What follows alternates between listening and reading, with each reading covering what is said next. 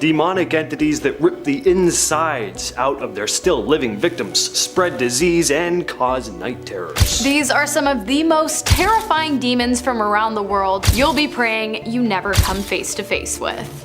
Who do you have to blame when you're sick? Other than the person who got you sick, that is. Well, if you know anything about ancient Sumerian mythology, and like blaming demons for your problems, then a sag may be responsible for your 14th trip to the toilet in the span of a day. A sag is a pretty nasty demon, said to cause sickness. He's a hideous creature born from the underworld. So busted looking is he that his presence alone is said to make fish in the rivers boil, and one glimpse at the entity can cause people to fall sick and die on the spot. What's worse is that he doesn't come alone. He has an entire army of demonic offspring at his back. But how did he manage to procreate, being that people can't even look at him without dropping dead? Well, Asag didn't make love with people. He had his offspring with the mountains themselves, all the mountains in the world. So his sons and daughters are part hideous demon, part hideous rock creature. If you've ever seen Game of Thrones, I have a feeling you're gonna like this next one. It's called a Draugr, and honestly you'd have a hard time convincing me that it wasn't the inspiration behind White Walkers. The demon comes from Nordic folklore. It's an ancient undead monster known to rise up from its grave and attack the living. Oh, and it's most active at night and in the winter. Sound familiar? When a person dies and is buried in the ground, it is believed that they will turn into a Draugr if they either practiced black magic, were executed, died an accidental death, or were buried outside a churchyard. I know, it's a broad spectrum and it doesn't make a lot of sense, but that is the criteria according to the Nordic folklore. Along with attacking the living, Draugrs have been known to climb onto the top of people's homes and stomp on their roofs to keep them from getting a good night's rest. If a person inside the home becomes restless and decides to leave their house, this demon will kill them. Quite easily, might I add, because they are incredibly strong. When there are no humans around, these Game of Thrones-esque zombie demons have also been known to eat livestock and tear apart fences and barns. Oh, and one more thing, the only way to kill them is to cut their heads off, burn them, and then scatter their ashes in the ground. It's a process, but probably worth it considering how aggressive these particular demons tend to be. The Agitar is not an entity you want to run into. Much like a sag, just the sight of her alone can cause you to drop dead. Agitar comes from Finnish mythology, known not only as the devil of the woods, but the mother of the devil himself. Agitar is incredibly ugly and evil, spreading diseases and pestilence wherever she goes, and she often takes the form of a serpent. She's accompanied by them as well, and some stories even say she can control them.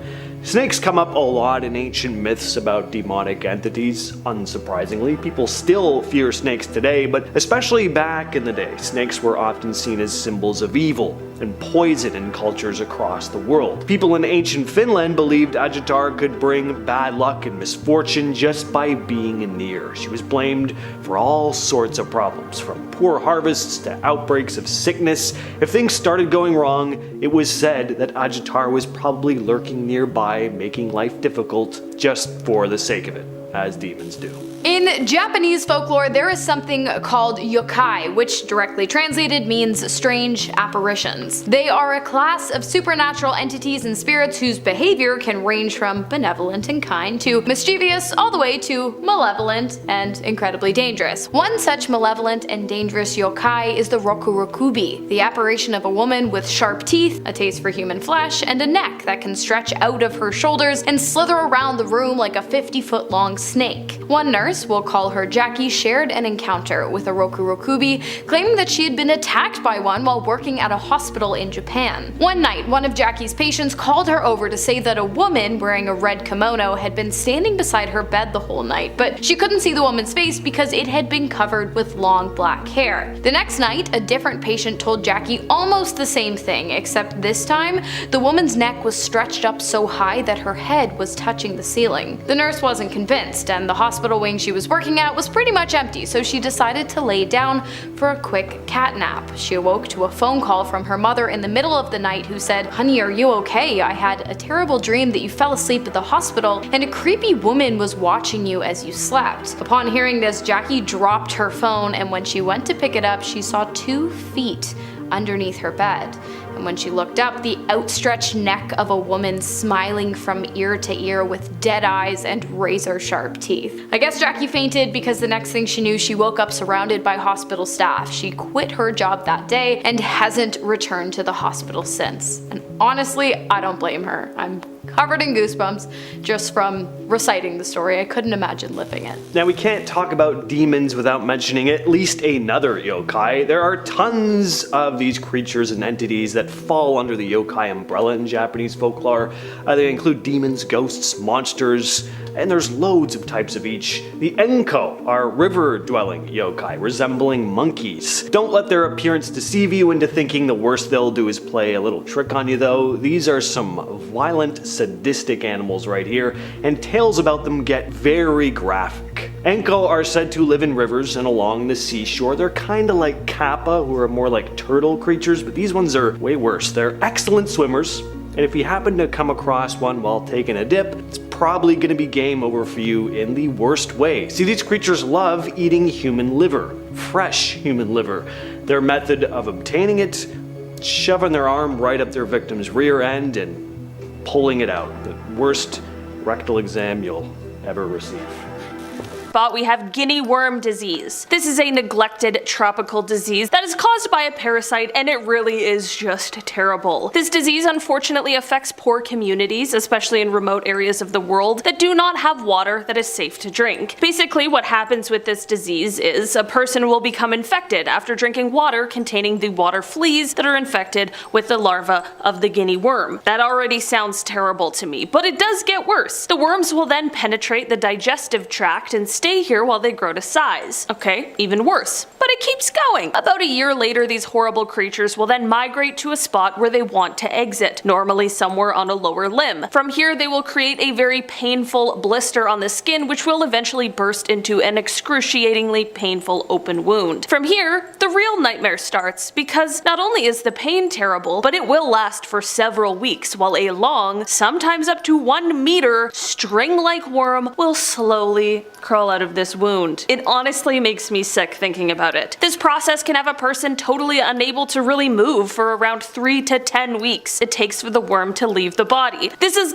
complete nightmare fuel. At this point, there isn't a treatment or prevention for this disease other than having access to safe water, of course, which should be a reality for every human. In good news, however, the number of cases of this has dropped drastically since the mid-1980s, and hopefully it could be on its way to eradication. All in all, unless you want a complete horror show and some awful imagery burned into your brain forever, maybe skip the Google search of this one. Alright, I told you what you need to know. In our number 9 spot today, we have locked-in syndrome. We've all heard of sleep paralysis, but what if I told you that there was a worse, scarier version of it? Locked-in syndrome is like sleep paralysis, but the awake version. It's a condition which renders the patient completely unable to move, aside from vertical eye movements and blinking. The patient is completely conscious and aware of what is happening, and able to communicate with eye movements, but everything else is, well, locked in. The cause of this is due to damage in the lower brain and brain stem with no damage to the upper parts. This can happen from things like poisoning, a brain stem stroke, a traumatic brain injury, or a lesion of the brain stem, as well as many other factors. The scariest thing, however, is that there is an even worse version called total locked-in syndrome, where the patient isn't even able to move their eyes. Unfortunately, most people who experience this never have any significant motor function return, as there really isn't a cure. There have been people who have made a spontaneous full recovery though, so there certainly is hope. But aside from this hope, learning about this sent me down a total rabbit hole of similar conditions I had no idea about. I don't know how people get through medical school, learning about the multitude of horrifying things that could potentially happen to a person. In our number 8 spot today, we have trypophobia. This word was really coined or created back in 2005 when someone posted about it on an online forum, and although it is not an officially recognized disorder, it is possible to be diagnosed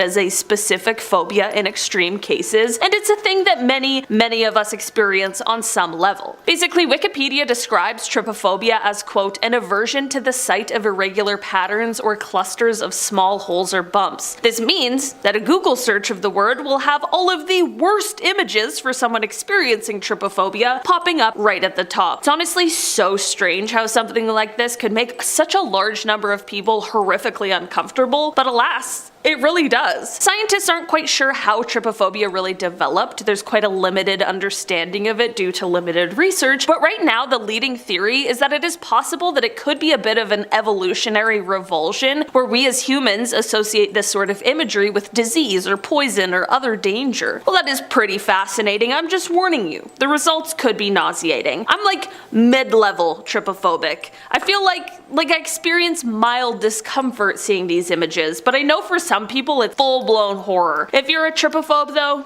you might want to skip this next point. In our number 7 spot today, we have the Suriname toad birth. Okay, so these little toads, Suriname toads, are these flat, leaf-looking amphibians from South America, and they find their home in the rainforests of the area. That is all fine. Frogs are kinda cute.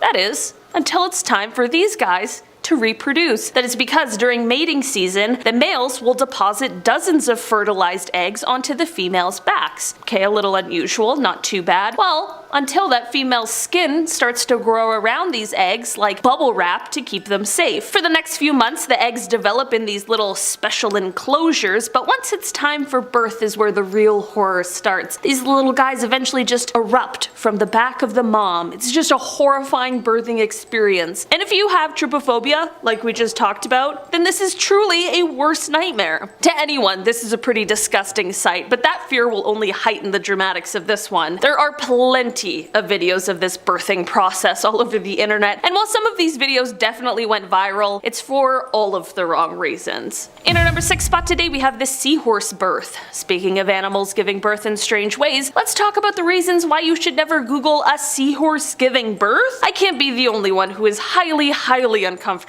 by the sight, but I'm not entirely sure why I don't like it. Seahorses are pretty cool, they're pretty cute, and generally I personally don't have a problem with them. That is, until they start shooting out kids by the dozen. There aren't many birthing processes that look like it's a fun, nice time, but this one really just looks stressful. An interesting thing about seahorse reproduction is that the males of this species are actually responsible for carrying the children. Seahorse fathers incubate their developing embryos in a pouch located on their tail. Their tail basically serves as the equivalent of a female uterus seen in mammals. When birthing time rolls around, these fathers are giving birth by basically shooting these babies out of the tail, but there's thousands of them. It looks like the seahorse is having contractions or maybe something similar. Definitely not a scientist, but with every contraction, thousands of tiny little baby seahorses pop out. And while the miracle of life is a beautiful process, it also leaves me feeling really uncomfortable. Super happy for the new dad and all, just don't want to be flooded with seahorse birthing videos, personally.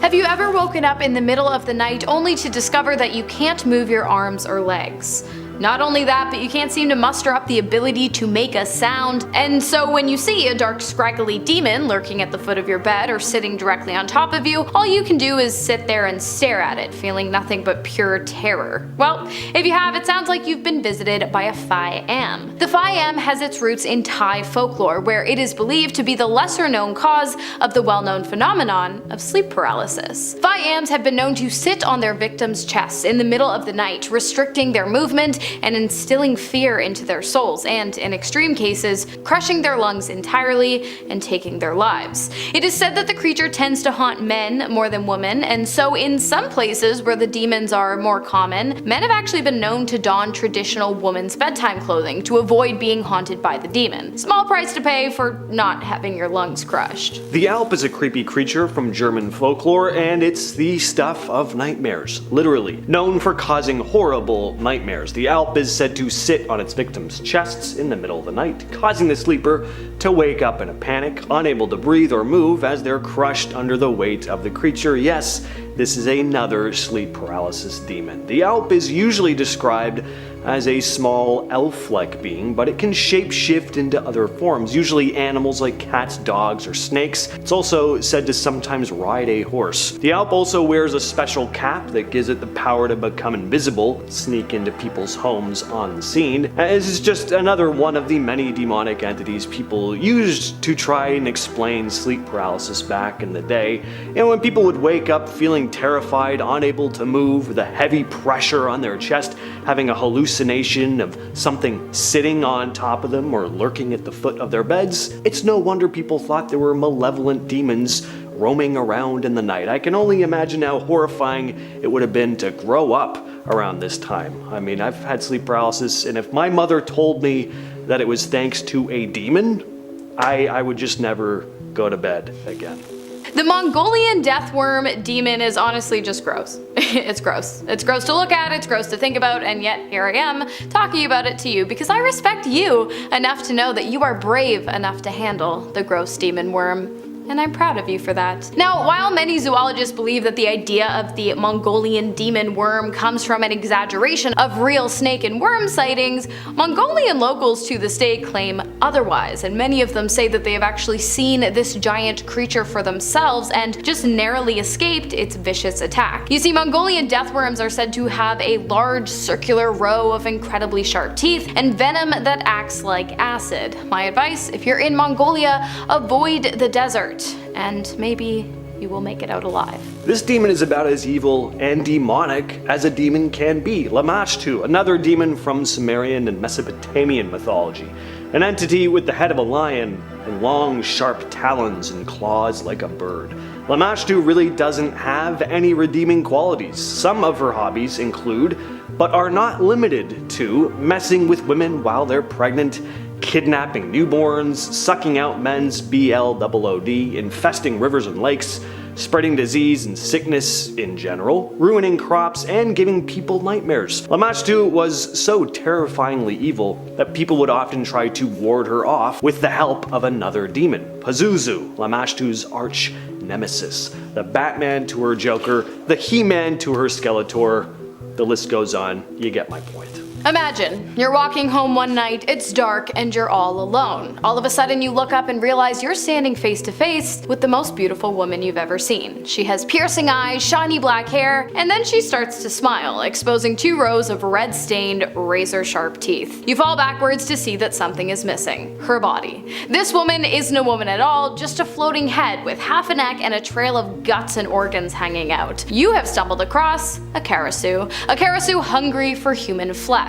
There are many different stories regarding the origin of this creature who hunts at night and then returns to her headless body in the morning to go about her day indistinguishable from any other woman except for her tired expression. The most popular is that the karasu was a princess living in Cambodia in the 15th century who was engaged to a prince but in love with someone else, a commoner. Eventually she was caught in her affair and sentenced to death by fire. She consulted a witch who cast a spell of protection for the young princess, but unfortunately the spell didn't kick in until the fires had almost reached the young woman's head. Other stories claim that the demon is a woman who broke a deal with another demon, or a woman who made a grave mistake while practicing black magic. However she came to be, people in Thai culture say that those who consult with demons or practice similar magic are doomed to meet the same fate as the princess when they die. In our number 4 spot today we have fatal familial insomnia. Fatal familial insomnia, or FFI, is an extremely rare and fatal genetic disorder that affects the brain. It is inherited in an autosomal dominant manner, which means that an affected person has a 50% chance of passing the disease on to their offspring. The onset of FFI usually occurs somewhere in the middle of life and is characterized by progressive insomnia, which worsens over time and is accompanied by hallucinations, delirium, and eventually dementia. The disease can progress rapidly, with death occurring within a few months to a few years after the onset of symptoms. FFI is caused by a mutation in the PRNP gene, which leads to the formation of an abnormal prion protein in the brain. This protein accumulates and damages brain tissue, leading to the symptoms of FFI. Unfortunately, there is no cure for FFI, and treatment is really limited to just alleviating symptoms. Research into the disease is ongoing, and scientists hope to one day find a cure or a way to prevent the disease from developing. Searching this terrifying and very real disorder can lead you to the terrifying world of prions and all of the horrors that surround them. In our number 3 spot today we have the Dyatlov Pass incident. Okay, if you want to be a part of one of the most enduring mysteries, then you need to learn about the Dyatlov Pass incident. If you've never heard of it, basically in February of 1959, 9 young Soviet hikers set out to trek through the Ural Mountains. They had set up a camp, and sometime during the night something happened that made them cut their way out of the tent and all flee the site. Leaving in such a rush, they were of course underdressed for the bitterly severely cold weather, and 6 of them ended up passing away from hypothermia, which is extremely tragic. The other 3, however, is where this story takes a very frightening turn. Like I mentioned before, no one knows why they fled the tent in the first place, and the last 3 hikers were found passed away with severe signs of physical trauma that no one could agree on what had caused it. In 2019, the investigation was reopened, and just a couple years ago there was a conclusion that a kind of avalanche called a slab avalanche was the cause for these injuries. Before you come at me in the comments, I know not everyone is convinced that's what happened, and I don't blame you. Many people don't agree with this quote official conclusion, and when you learn about the nature of the injuries, it really does seem strange. This remains one of those cases that people just can't quite agree on what happened, and learning about it only leaves you with more questions than answers. In our number 2 spot today, we have the Heuerbach monster. This monster is a mysterious creature that has allegedly been sighted in the dense forests of Germany. It is said to be a humanoid creature standing over 7 feet tall with long arms and a muscular build covered in matted fur. Witnesses describe it as having a broad, flat face with glowing eyes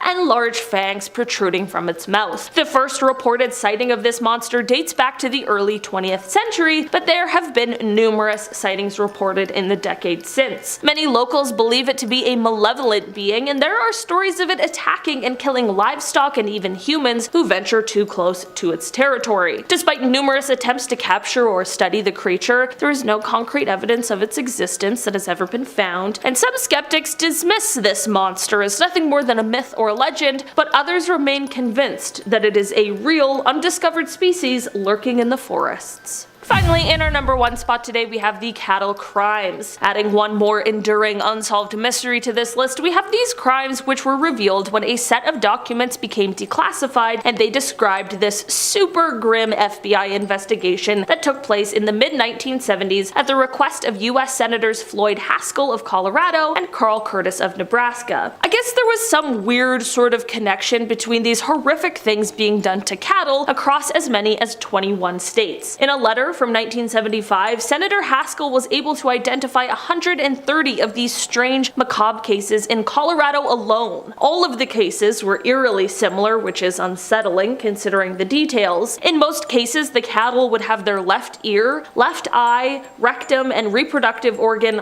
all missing, and all the blood was drained from the carcass, but there was no blood on the ground around them, nor were there any footprints. How absolutely horrifying is that? Some people chose to believe that the cause for these was mysterious helicopters and UFOs, but there's a letter from Senator Curtis to the FBI director that says, quote, "The series of incidents stretching from Oklahoma to Nebraska in which cattle have been dismembered in some kind of strange witchcraft cult." I'm not gonna lie, I don't think UFOs or witches did it. It wasn't until 1979 that the FBI was granted jurisdiction to begin investigating these weird happenings, and when they did, they determined that most of the instances were the result of, quote, "normal predator and scavenger activity." And while that answer sounds a little fishy, the documents went forward to reveal that not all of the instances could be accounted for. Also, this idea of it being a completely normal scenario also contradicts reports that say that the techniques used in these horrible instances were, quote, "very professional," and sometimes even referred to as being conducted with surgical precision. I'm sorry, but a wolf or a coyote or a bear or whatever predator you want to say did this, ripping apart its meal isn't exactly a surgically precise operation. No arrests were ever made, and while it was deemed solved, a ton of mystery still surrounds these stories to this day. We're going to start off the list with the Springfield 3.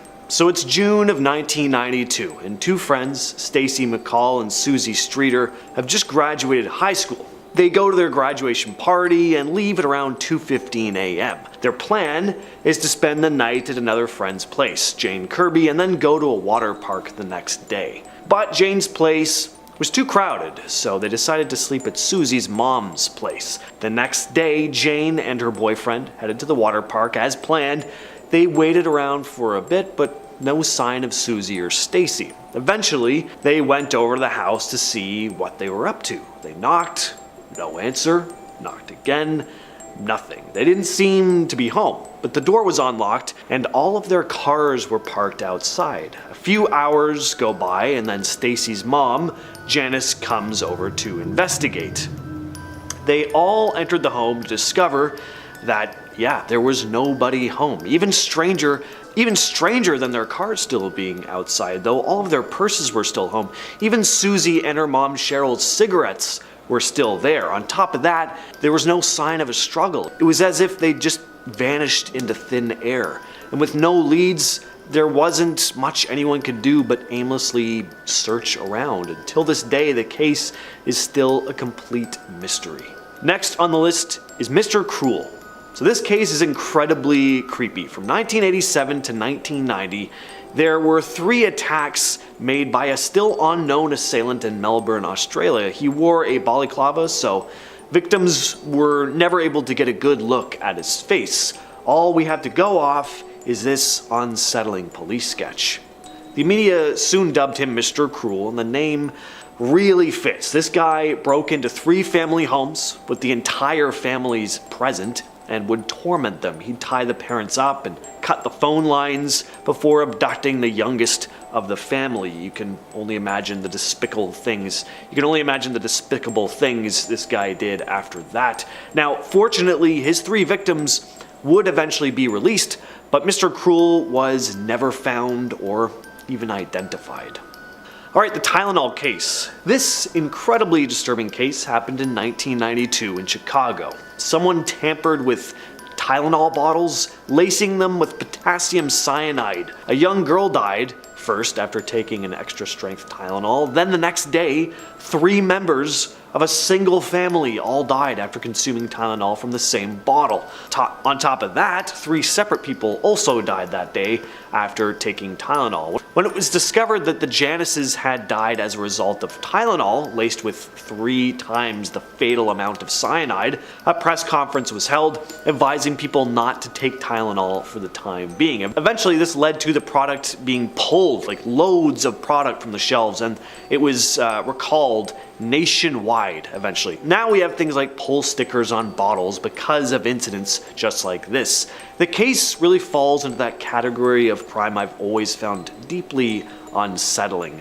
Everything on this list is very disturbing, but the idea you could just walk into a drugstore and buy something off the shelf completely unaware that it's been poisoned by some unknown creep with a sick thrill of harming other people completely at random, absolutely nightmarish.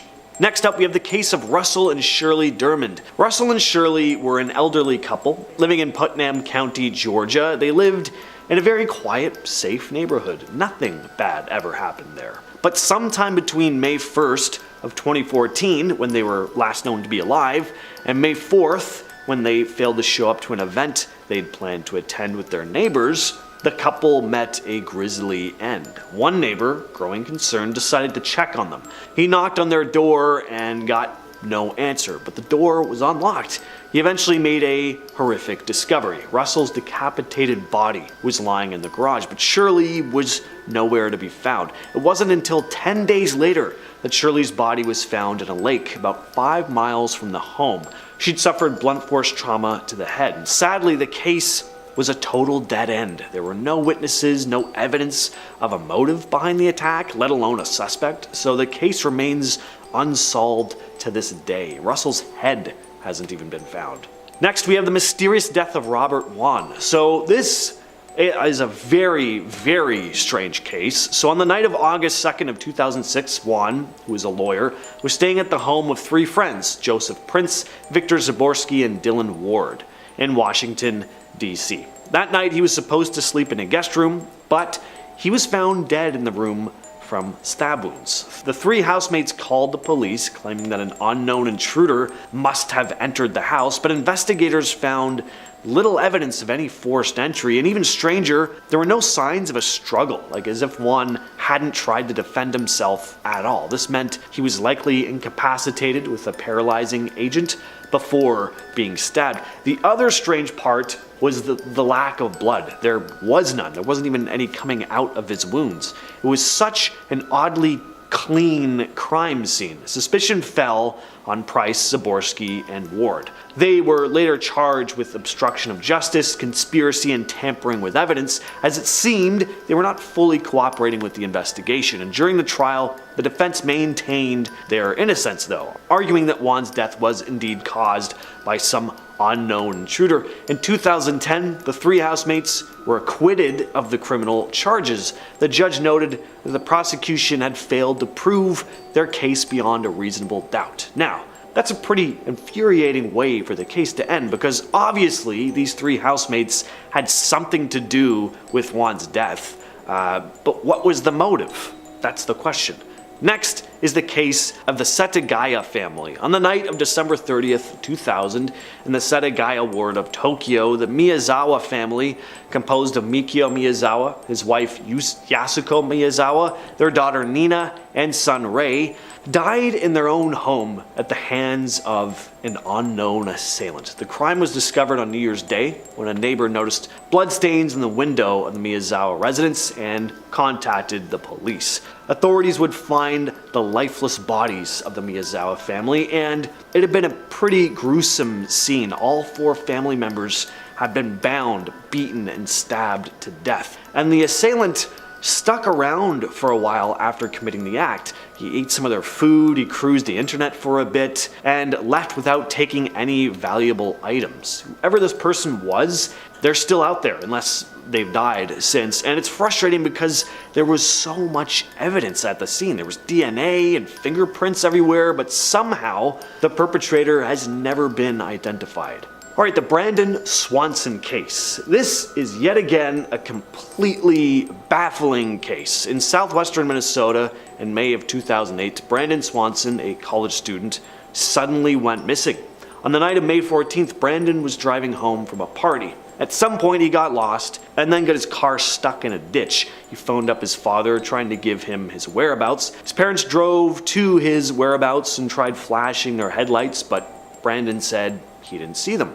So he told his dad, you know what, I'm just going to walk to a nearby town to get some help. He could see lights in the distance that he believed was the nearby town of Lind.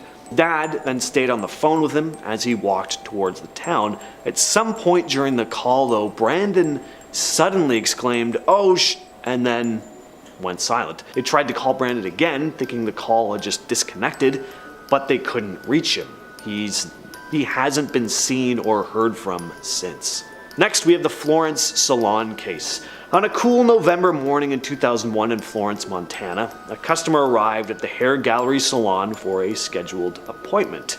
What they found was the scene of a deadly crime. 3 women were dead, including Dorothy Harris, the owner of the salon, Brenda Patch, a manicurist, and Cynthia Paulus, a customer. Their throats had all been slit. Once again, there was nothing to go off here. No witnesses, no clear motive or suspect, just 3 innocent women whose lives were taken seemingly at complete random. The case of Lori Deppes. Lori Deppes, a 20-year-old woman, disappeared on August 19th of 1992 from Menasha, Wisconsin. On the night of her disappearance, Lori had been working at a local photography studio and was last seen leaving her shift. She had plans to meet her boyfriend at his apartment later that evening, but never arrived. Well, she'd made it into the parking lot, but never physically into the building. People inside the apartment heard her drive up, they heard her car door shut, but that was it. She never came in. Her car was found in the parking lot of the apartment complex. A styrofoam cup of soda was on top of it, but no sign of Lori. And she's never been found. I can't imagine how completely devastating this would be and confusing, just awful. We always think of, if my loved one is, heaven forbid, goes missing, they'll probably be when I'm not around. They'll probably be somewhere off alone. But the fact that she was right there outside the apartment, like car in the parking lot, they heard her getting out of the car and then just poof, gone. Has to be absolutely maddening. Finally, though, we have the infamous Yuba County 5 case. This is one of the most mysterious cases in the United States. 5 young men in Yuba County, California disappeared in 1978. Theodore Weir, Jack Hewitt, and Gary Matthias were a group of friends, all with intellectual disabilities of some kind. They disappeared after attending a college basketball game. After the game, the men were last seen at a convenience store. They had plans to return home to Yuba County, but they never made it back. Their abandoned car was later found in a remote and mountainous area called Plumas National Forest. The car was stuck in the snow and there was no sign of the men. It was determined that they'd walked away from the car, even though the weather was very harsh. In June of 1978, there was finally a breakthrough in the case. The remains of Ted were discovered in a trailer about 19 miles from where the car had been found. There was food and supplies in the trailer, where it had seemingly died of starvation and exposure. This was very odd because the trailer was stocked with enough food to keep all 5 men alive for quite a while, and there was stuff there to make fire and everything, but none of that had been used. Then Jack and Bill were found the following day, about 11 miles from the car. And all that was left of Bill were bones, and Jack looked to have been partially eaten by an animal. Jackie's remains were found 2 days later, and as for Gary, he was never found. So what went on here? Why did they leave so far from the car and try and stay in this trailer? Why didn't they eat the food that was there? We'll likely never know. This list in our number 10 spot, we have walking corpse syndrome. Cotard syndrome, also known as walking corpse syndrome, is a rare and severe mental illness that can cause a person to believe that they are dead or do not exist. Individuals with this disorder may also experience delusions of immortality or think that their internal organs have stopped functioning. Basically, those suffering from the syndrome can believe that they don't exist, that they are already dead, or that somehow they have lost all of their organs or other vital fluids. This syndrome can also occur alongside other mental health conditions such as depression, schizophrenia, or bipolar disorder. The causes of this syndrome are not really fully understood, but it is thought to result from abnormalities in brain function and also structure. The treatment for this syndrome typically involves a combination of medication and psychotherapy, and in some really severe cases, hospitalization might also be necessary. Googling this syndrome can definitely send you down a rabbit hole of terrifying things that our brains are capable of doing, and the scary things that they can convince us are real. In our number 9 spot today, we have spontaneous human combustion. Alright, spontaneous human combustion. Exactly what it sounds like. It is a phenomenon where a human body can seemingly suddenly burst into flames without an external source of ignition. Okay? Just add that to the list of things that you should just be terrified of, I guess. Despite numerous reports of such incidents throughout history, the scientific community remains pretty skeptical about the existence of this phenomenon, but there is some very interesting and horrifying evidence. Some theories suggest that certain chemical reactions within the body could lead to the ignition of flammable gases produced by the digestive system. Others believe that external factors such as cigarettes or alcohol consumption may have been involved in the reported cases. While spontaneous human combustion remains a mystery, it continues to fascinate and intrigue scientists and medical professionals and just the general public alike because it is a horrible thought. If it really does exist, it's basically just a game of waiting and hoping not.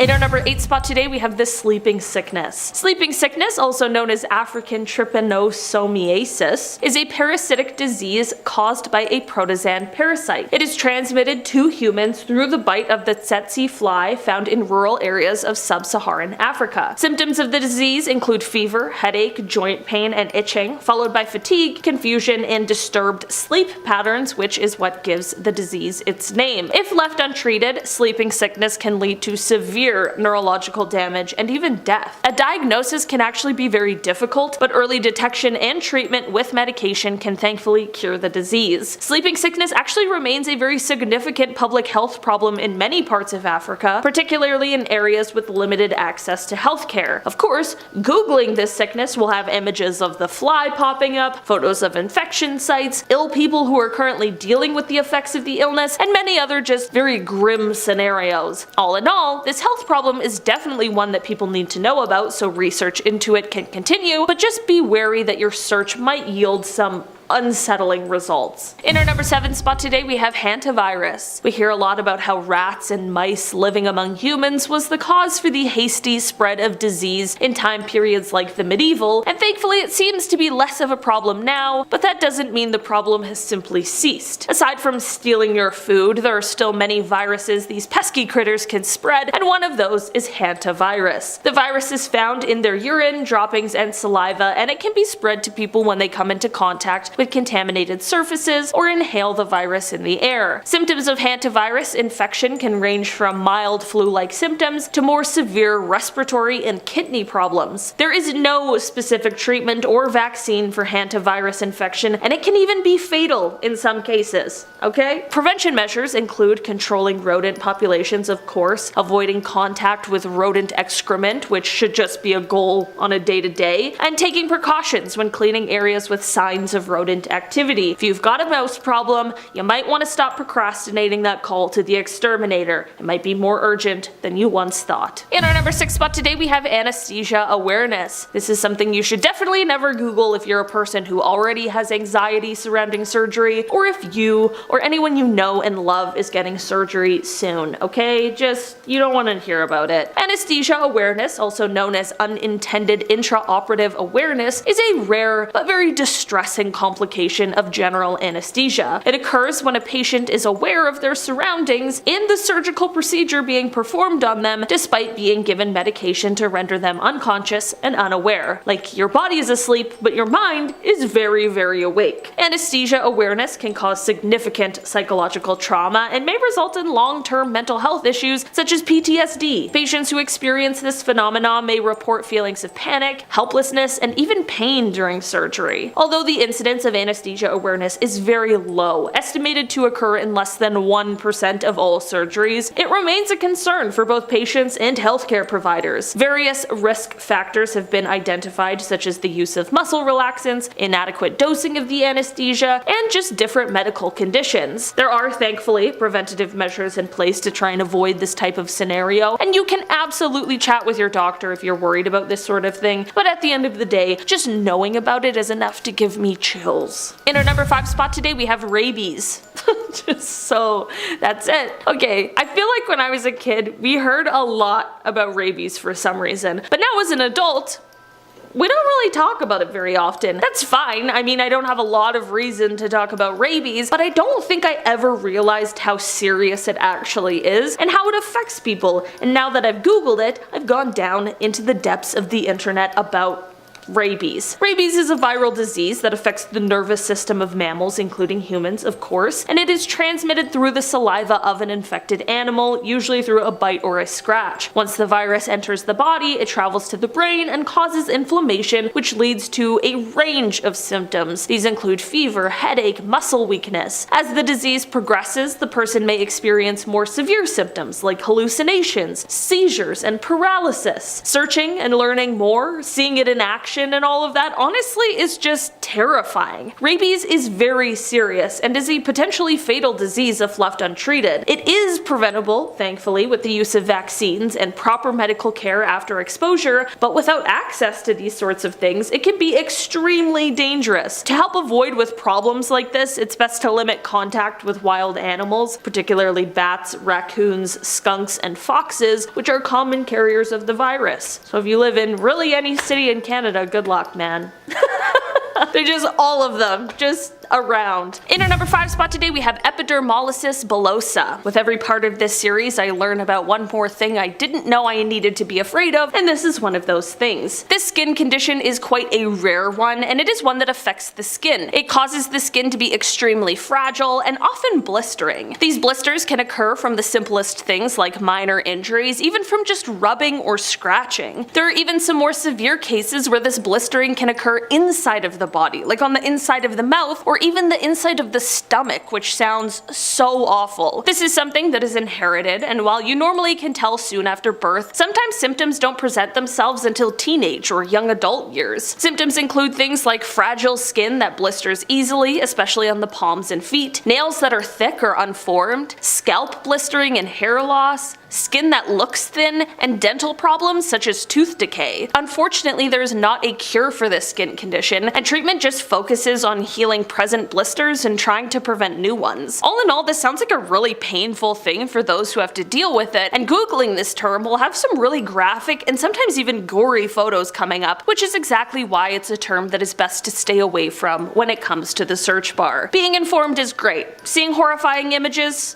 well, less great, for sure. In our number 4 spot today, we have the wandering black hole. The James Webb Telescope is one of the most exciting space tools of all time, and it has already revealed some incredible information and photos to us in its debut year. But in order to fully feel how incredible these things are, we have to remember where we came from. The James Webb was preceded by the infamous Hubble Space Telescope. The Hubble walked so James Webb could run. Since its launch into low Earth orbit in the 1990s, this space telescope has been delivering us amazing space discoveries, and this one is a bit of a frightening one. Back in 2017, the Hubble located a black hole, which is already frightening, but this one was peculiar. That is because they found out that this one was being pulled or manipulated by gravitational waves. Basically what this means is that at some point, this black hole is going to escape its own galaxy and begin roaming the universe.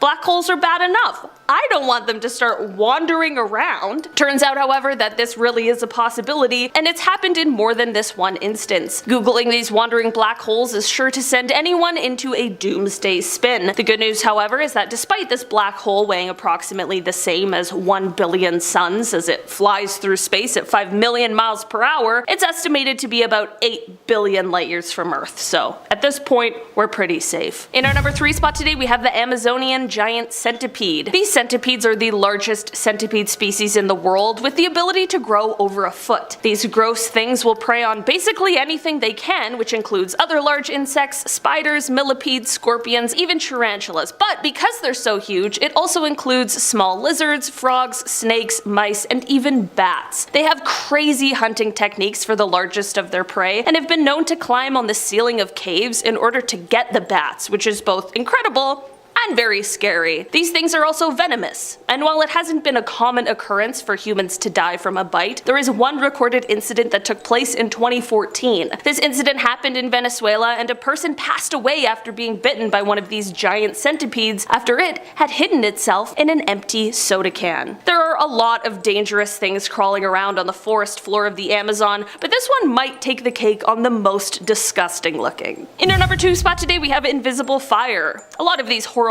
searches are horrible because of the images that the search will reveal, but for this one, the issue with it is the fact that you can't see it. Invisible fires are actually ethanol fires. These are the fires that are created by alcohol, even the kinds we drink, and motor fuel as well, which is why they can be quite an issue for race car drivers and crews. Ethanol burns blue and smokeless, but these blue flames can be virtually invisible to the naked eye. This provides an incredibly huge obstacle, obviously. We now know how dangerous and deadly fires can be, so how do we fight something that is dangerous and deadly but that we can't see? It truly is one of those things that upon learning about, I suddenly developed some sort of an irrational fear over it. And that one scene in Talladega Nights makes a lot more sense now. In our number 1 spot today, we have alien hand syndrome. If someone told me about this before I made this list, I would have thought that they were trying to play like a silly little trick on me, but this one really does exist. Alien hand syndrome is an eerie phenomenon that occurs when a person suddenly does not have control over their hand or any limb anymore. The hand will begin acting like it has a mind of its own, which truly is a terrifying thought. Sometimes people will find themselves in a situation where they're forced to keep the alien hand under control with a hand they thankfully still have control over, so as to ensure they don't harm themselves or anyone else. The most common factor regarding this syndrome is that the primary motor cortex, which controls the hand movement, is isolated from the premotor cortex influences, but it still remains intact and able to execute movements. All in all, this isn't like the deadliest one on this list, but it certainly is very, very creepy, and unless you want to be incredibly freaked out, I would potentially refrain from Googling it. Picture a happy cicada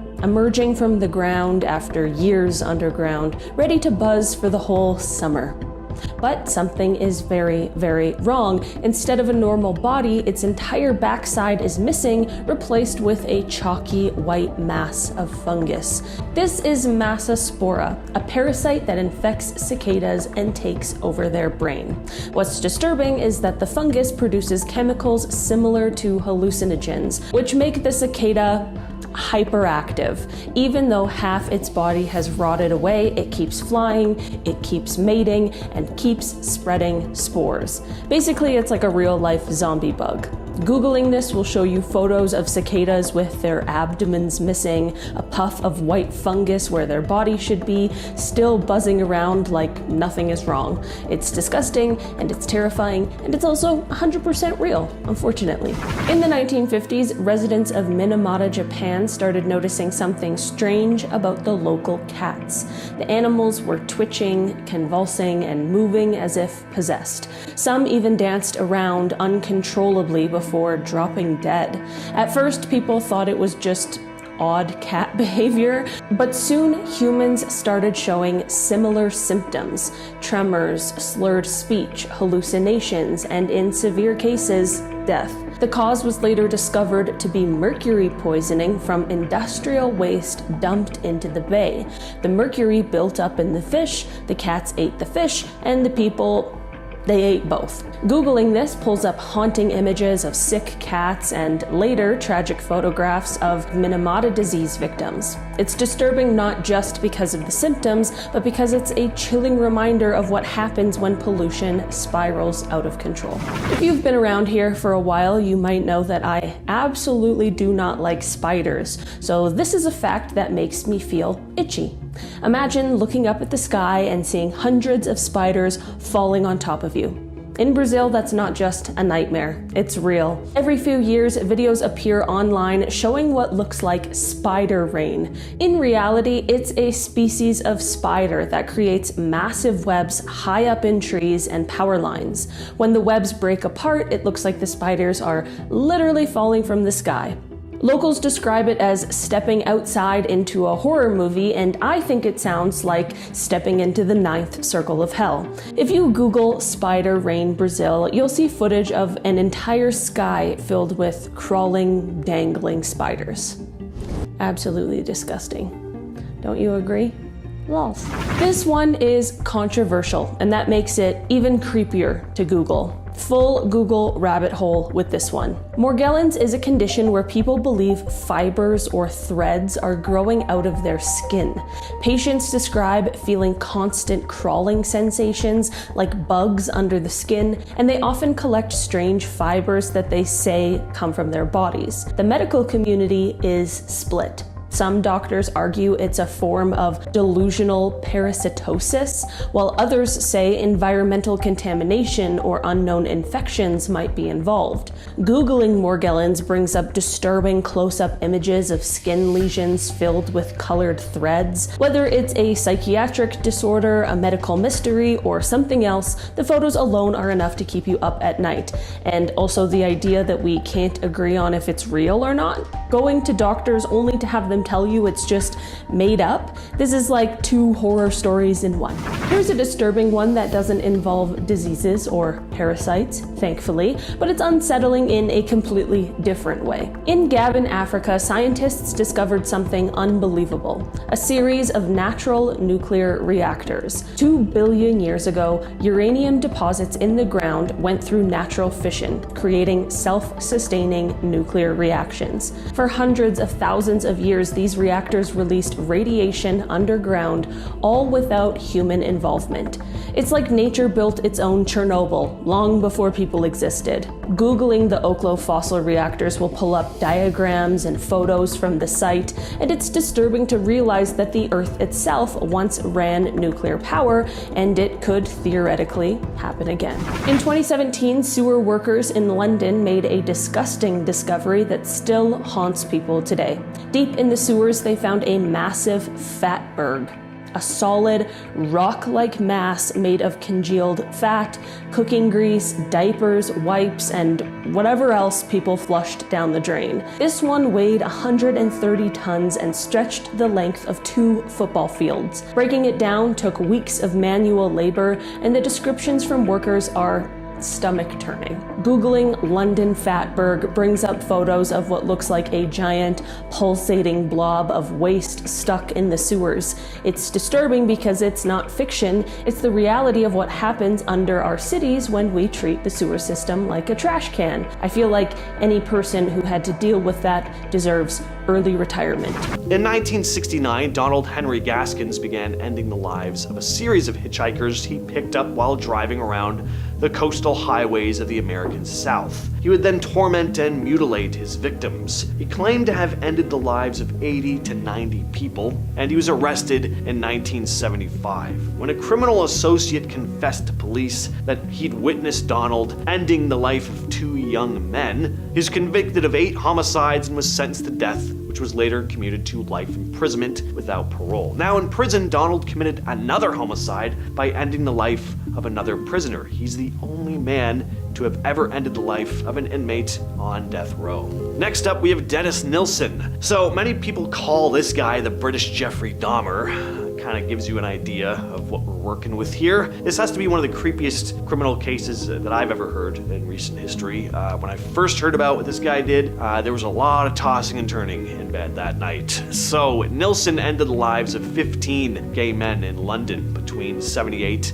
and 83. He'd keep the bodies around for a while, propping them up and posing them around like life-size dolls before hiding them in the floorboards and eventually flushing the remains down the toilet when they'd become a little too gnarly to keep around. Yeah, he'd flush them down the toilet. So not only was this guy completely deranged, but also incredibly stupid. Folks in the building started complaining about this awful smell, and yeah, human flesh was discovered in his sewage system. Dennis claimed he went into a trance and on 7 occasions actually freed the men rather than ending their lives because he was able to snap out of it. But the majority of his victims weren't so lucky. At one point, Dennis was rapidly running out of storage space, with half a dozen bodies hidden around his apartment. He was forced to spray his rooms twice a day to try and get rid of the flies that were hatching from the decomposing bodies. When neighbors complained about the smell, he convinced them they stemmed from structural problems with the building. Dennis was convicted in 83 of 6 counts of homicide with 2 attempted homicides and was sentenced to life in prison. Still imprisoned at Full Sutton Maximum Security Prison in Yorkshire, England, without the chance of release. Emperor Domitian was the last Roman emperor of the Flavian dynasty, and he ruled the empire for 15 years following the death of his brother Titus in 81 AD. Domitian didn't really care about his citizens at all. He was a self-indulgent man with a thirst for violence. He spent much of his time committing adultery with prostitutes, and he was also addicted to watching gladiatorial fights between women and dwarfs. But Domitian is best known for his reign of terror. After taking power away from the Senate, he became increasingly paranoid about the upper classes of Rome, as he suspected them of plotting against him. Domitian oversaw the death sentences of philosophers, senators, imperial officers, and intellectuals. He even sentenced his own cousin to death at one point. How nice. Now, since he was so paranoid, he wanted his spies to show no mercy. Under the emperor's instructions, they would chop off hands and burn genitalia in order to extract as much information as possible from their prisoners. After 3 years of slaughter, Domitian died at the hands of a Praetorian guard, and the senators of Rome did their utmost to erase his name from history. And finally, we have Pedro Rodrigues Filho. Pedro Rodrigues Filho is a Brazilian serial slayer. He was arrested in 1973 and was later convicted in 2003 for ending the lives of at least 71 people and sentenced to 128 years in prison. Committing his first homicide at the age of 14, Pedro began a series of burglaries and carried out a death spree against local criminals. By the age of 18, he'd ended the lives of 10 people. While in prison, he took the life of his own father, who was also serving time for homicide. Pedro even went on to end the lives of at least 47 inmates while in prison. His continued spree led to further convictions, increasing his sentence to 400 years. But he was later released from prison in 2007 after serving 34 years. Then he was rearrested in 2011. Following his second release in 2018, he started a YouTube channel called Pedrojino Ex Matador, commenting on modern crimes, campaigning against gang violence, and teaching the public not to be proud of criminal acts. But on March 5th of 2023, he was shot and died of his injuries. A Russian app called the Smart Voting app was removed from Google Play on September 17th of 2021. Smart Voting was an app created by Alexei Navalny, an anti-corruption activist, lawyer, and eventual political prisoner in Russia. Russia, who mysteriously died in 2024 while in prison on extremism charges. He and his team had created the app for Russian voters to pick candidates who had the best chance of defeating those backed by the ruling party, United Russia, which Alexei described as a party of, quote, crooks and thieves. The app was a strategy to consolidate the opposition vote. In September of 2021, though, right before the Russian parliamentary elections, the Russian government demanded that Google remove the smart voting app from its Play Store. They threatened to Google with legal consequences and even arrests of local employees if they didn't comply. So, Google caved to their demands and removed the app from the Play Store. Now, a year before Navalny had come out with this app, he was hospitalized after being poisoned by a nerve agent. Then, after being imprisoned on highly suspicious embezzlement charges, the Russian prison service comes out saying that he died after taking a walk and complaining about feeling ill earlier in the morning. Highly suspicious indeed. If you were to hop on Google Earth, type in 2207 Seymour Avenue, and then turn on Street View, you would be greeted with an image of a blurred house located on a seemingly unassuming street. But there's a reason behind Google's decision to restrict users from viewing the home, and that is because it once belonged to a very bad man named Ariel Castro, who between 2002 and 2004 plucked 3 young women from the roads of Ohio and imprisoned them in that very home until he was arrested in 2013. Castro's first victim, Michelle Knight, was taken on August 23rd of 2002. On April 21st of 2003, Castro took his second victim, Amanda Berry, and on April 2nd of 2004, he captured his fourth, Gina De Jesus. For over a decade, he tormented and violated all 3 of the women and even impregnated one, all while he was pretending to aid in the search of his captives alongside his fellow neighbor. On May 6th of 2013, Amanda managed to escape Castro's home and contact the police. He was arrested that same day. Castro was charged with 4 counts of forcible confinement and 3 counts of violation. However, he pled guilty to 937 counts of violation as well as aggravated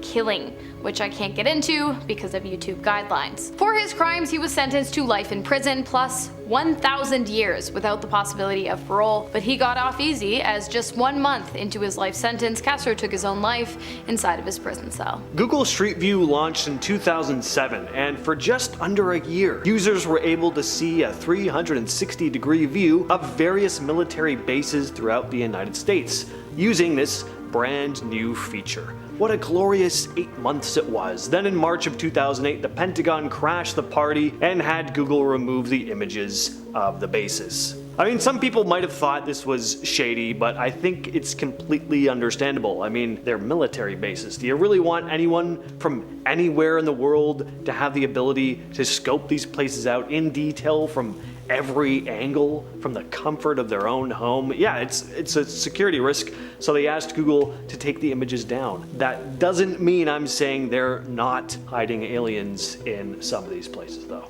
Hoping to get a quick glance at the Marcule nuclear site? Well, too bad, because it's restricted by Google per the request of the French government, which is fair. I mean, it is the top nuclear research facility in France. There is something different about the way the facility has been censored, though, in comparison to other locations on Google Maps. You see, instead of being blurred out like other military bases like the ones James just mentioned, or the former home of Ariel Castro, the nuclear site is pixelated for some reason. Perhaps I'm reading into this, but the distinction is strange. Anyways, some not so fun facts about the Marcule nuclear site. It exploded on Monday, September 12th of 2011. Well, part of it exploded anyway, specifically the furnace used to melt nuclear waste. The explosion caused the death of one man who was, and I quote, carbonized, which basically means his body was turned into charcoal. The explosion also caused serious injuries to 4 others, as well as a massive on-site fire. While the facility admitted that the explosion might have caused a low-level radiation leak, they assured the public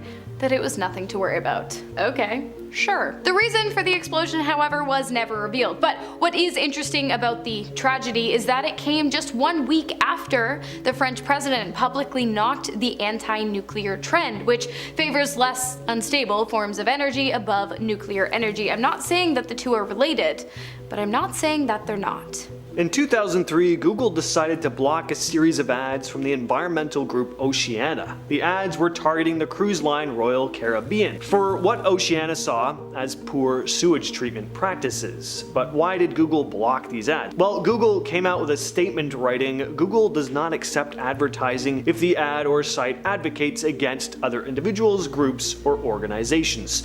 Oceana, of course, wasn't happy about this. They argued that their ads were factual and important for raising awareness about the environmental impact of cruise ships, and blasted Google for silencing their right to try and hold big companies accountable for pollution. As stated by Oceana's chief executive officer, Andrew Sharpless, "This is outrageous. For this company to claim to promote freedom of expression and yet deny us the right to effectively advocate against pollution is blatant hypocrisy." The question that leaves us with is why they chose to blunt our right to express ourselves, if not from cruise industry pressure.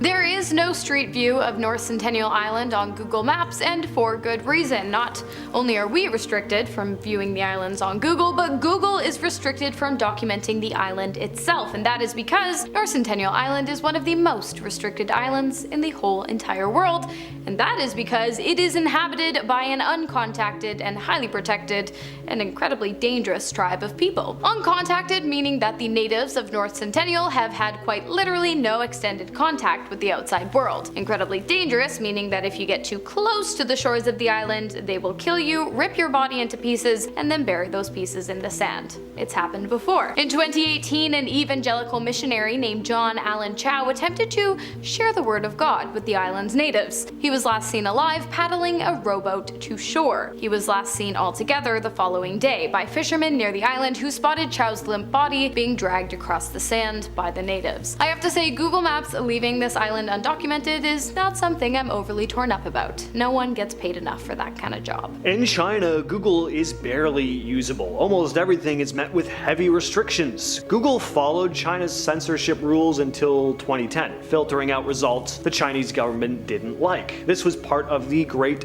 Firewall, a series of strict internet regulations enforced by the People's Republic of China. Now, Google complied in order to avoid getting blocked altogether, as had happened back in 2002. They promised not to share user info with the government though, and let users know when content was restricted. In 2009, Google came under fire from the Chinese government for allowing search results with explicit content and was ordered to block certain overseas websites. In January of 2010, after a cyber attack targeting Chinese descendants, Google announced that they were going to stop censoring results on China's version of Google. By March 2010, Google redirected Chinese Google users to Google Hong Kong, where search results were uncensored. But China's Great Firewall still blocked certain terms.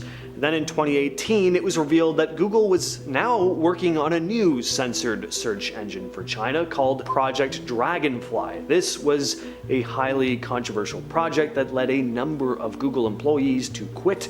The project has apparently been terminated, but Google is still highly filtered in the country. Another thing you won't be able to find on Google: classified Pentagon documents leaked by 21-year-old National Guardsman Jack Teixeira, who not only stole these classified and highly sensitive documents from the Pentagon, but also posted said documents online on Discord, which is an instant messaging social media platform that allows for text messaging, video and voice calls, and mixed media sharing. The documents shared by Teixeira contained a mix of tactical statistics and battlefield maps drafted by the Pentagon staff. Statistics and maps that relate to current ongoing global conflicts. Big no-no. The whole thing is insane, and it's really baffling that a 21-year-old could have done this, but according to the government, Jack Teixeira is guilty, and will be spending the next 16 years of his life in federal prison, following a debrief with the Defense and the Justice Department of the United States, during which time he will likely be interrogated and forced to return whatever sensitive materials he might still have in his possession. While some images of the leaked documents do remain online, most of them have now been restricted by Google per the request of the United States government, which makes sense. They were plans about what they were going to do in regards to an ongoing conflict. That's not something you want circulating the internet. Or is it? So this should be obvious, but you won't find anything from the dark web using Google, which is totally fair. The dark web is the dark underbelly of the internet that many of us just have no desire to explore. We've all heard the legends, though, about all the stuff you can buy, which is pretty much everything. You can buy illicit substances, weapons, people. You can hire people to kill other people. It's just not a very fun place. And that's all I gotta say about that. Alright, we've talked about what you cannot Google. Now let's discuss what you should not Google, especially when your name is Brian Walsh and you've just killed your wife. Let's get into this man's search history. How long before a body starts to smell? How to stop a body from decomposing. How to embalm a body. 10 ways to dispose of a dead body if you really need to. How long for someone to be missing to inherit? Can you throw away body parts? What does formaldehyde do? How long does DNA last? Can identification be made on partial remains? I'm not done. Dismemberment and best ways to dispose of a body. How to clean BLOOD from a wooden floor. Luminol to detect BLOOD. What happens when you put body parts in ammonia? Is it better to throw crime scene clothes away or wash them? Hacksaw. Can you be charged for killing without a body? And can you identify a body with broken teeth? Yeah, he really searched up all of those things. But to make matters even worse, Walsh made every single one of those searches on his son's iPad. Now, the Brian Walsh case is actually an ongoing case. His wife Anna was killed in 2003, so unfortunately I cannot yet say that Brian has been thrown into a cell and that the guards have thrown away the key, but I've got a pretty good feeling we all know how this trial is going to end. This list, in our number 10 spot, we have Chordodes formosanus. Sure. This is the scientific name for a kind of horsehair worm that has its sights set on the praying mantis. This little parasite, well, not little at all actually, is a type that will pass through a variety of different hosts through its life stages. They start out their life in the guts of small insects that the praying mantis would feed on. From there, once the mantis is nice and infected, these disgusting creatures begin to grow. When the worm is sufficiently mature, it takes control over the insect's body and directs them to a body of water and gets them to jump in, which allows this horrifying thing to swim out. These worms can grow up to 90 centimeters long, which is disgusting, and they are super dangerous to the mantis. That is because when it breaks free in order to go and reproduce itself, it leaves behind a half-empty mantis husk. A search of these guys will have videos and images of these guys coming up, including people dunking praying mantises into water and watching these wiggly guys escape. It honestly made me feel sick to my stomach, so I can't even imagine how the mantis feels. In our number 9 spot today, we have blank room soup. If you've been on the internet for a while, chances are you've probably seen this video floating around. This entire thing really is just the stuff of nightmares. Basically, the video is set in a blank room and it features a man eating some kind of soup. The soup eater has his face censored and it sounds like he is crying while eating this soup, and this is all creepy enough, but there is another totally freaky thing in this video. Basically, there's a guy in dark clothing with a mascot head on who is rubbing this guy's back as he eats the soup. Soon, another guy wearing an identical outfit comes in and does the exact same thing. I realize this sounds very strange as I'm explaining it, but it truly is one of the weirdest things I've ever seen. For years, rumors swirled about this video, some saying it originated on the dark web, and the guy eating soup was being held against his will, and the soup was made out of his own wife. How horrible is that? While we may have a far less sinister answer as to where this video came from, it truly still is chilling to watch. In our number 8 spot today, we have vent worms under a microscope. This one is so random, I'm not even sure why you would be googling it, but if I'm being honest, you're definitely better off just not doing that. Hydrothermal vents live on the ocean floor and they are the result of tectonic activity. Through this tectonic activity, as seawater seeps downward through the oceanic crust, it gets really hot and becomes very rich in chemicals. This leads to the water becoming so buoyant that it comes back out of the surface of the sea floor, and that is what is called a hydrothermal vent. The water coming out of the vent is that same super hot, super chemically rich water, and it is an extremely important part of underwater ecosystems. The water from the vent is highly acidic and hot, while the water in the depths of the ocean is slightly basic and freezing cold. There are many different smaller species who come to the vent areas because of the chemicals in the water, as well as the heat, which helps certain types of food sources grow, which they then want to consume. One of these creatures is aptly named the vent worm. These guys are super tiny and they can't really be seen with the naked eye, and we should consider ourselves lucky for that because of what they look like under a microscope. These creatures are fully nightmare-inducing with creepy hook-like teeth. I'm just glad they aren't an everyday occurrence in the ocean, cause I would never go swimming again. In our number 7 spot today, we have the Australian paralysis tick. Ticks are considered ectoparasites since they wreak havoc on their hosts from the outside of the body, while most other parasites need to be inside the body. There are, of course, different kinds of ticks that can transmit diseases such as Lyme disease, but in these kinds of cases, the transmission of disease is not actually the tick's goal, which is why today we are talking specifically about the Australian paralysis tick. These ticks purposefully secrete a neurotoxin that causes paralysis. Alright, definitely not good, but this can be especially dangerous depending on the different areas that the tick paralyzes, because it has the ability to paralyze something like the lungs, which of course would be a very bad situation. The good news is that once the tick is removed, the effects of the toxin should wear off completely.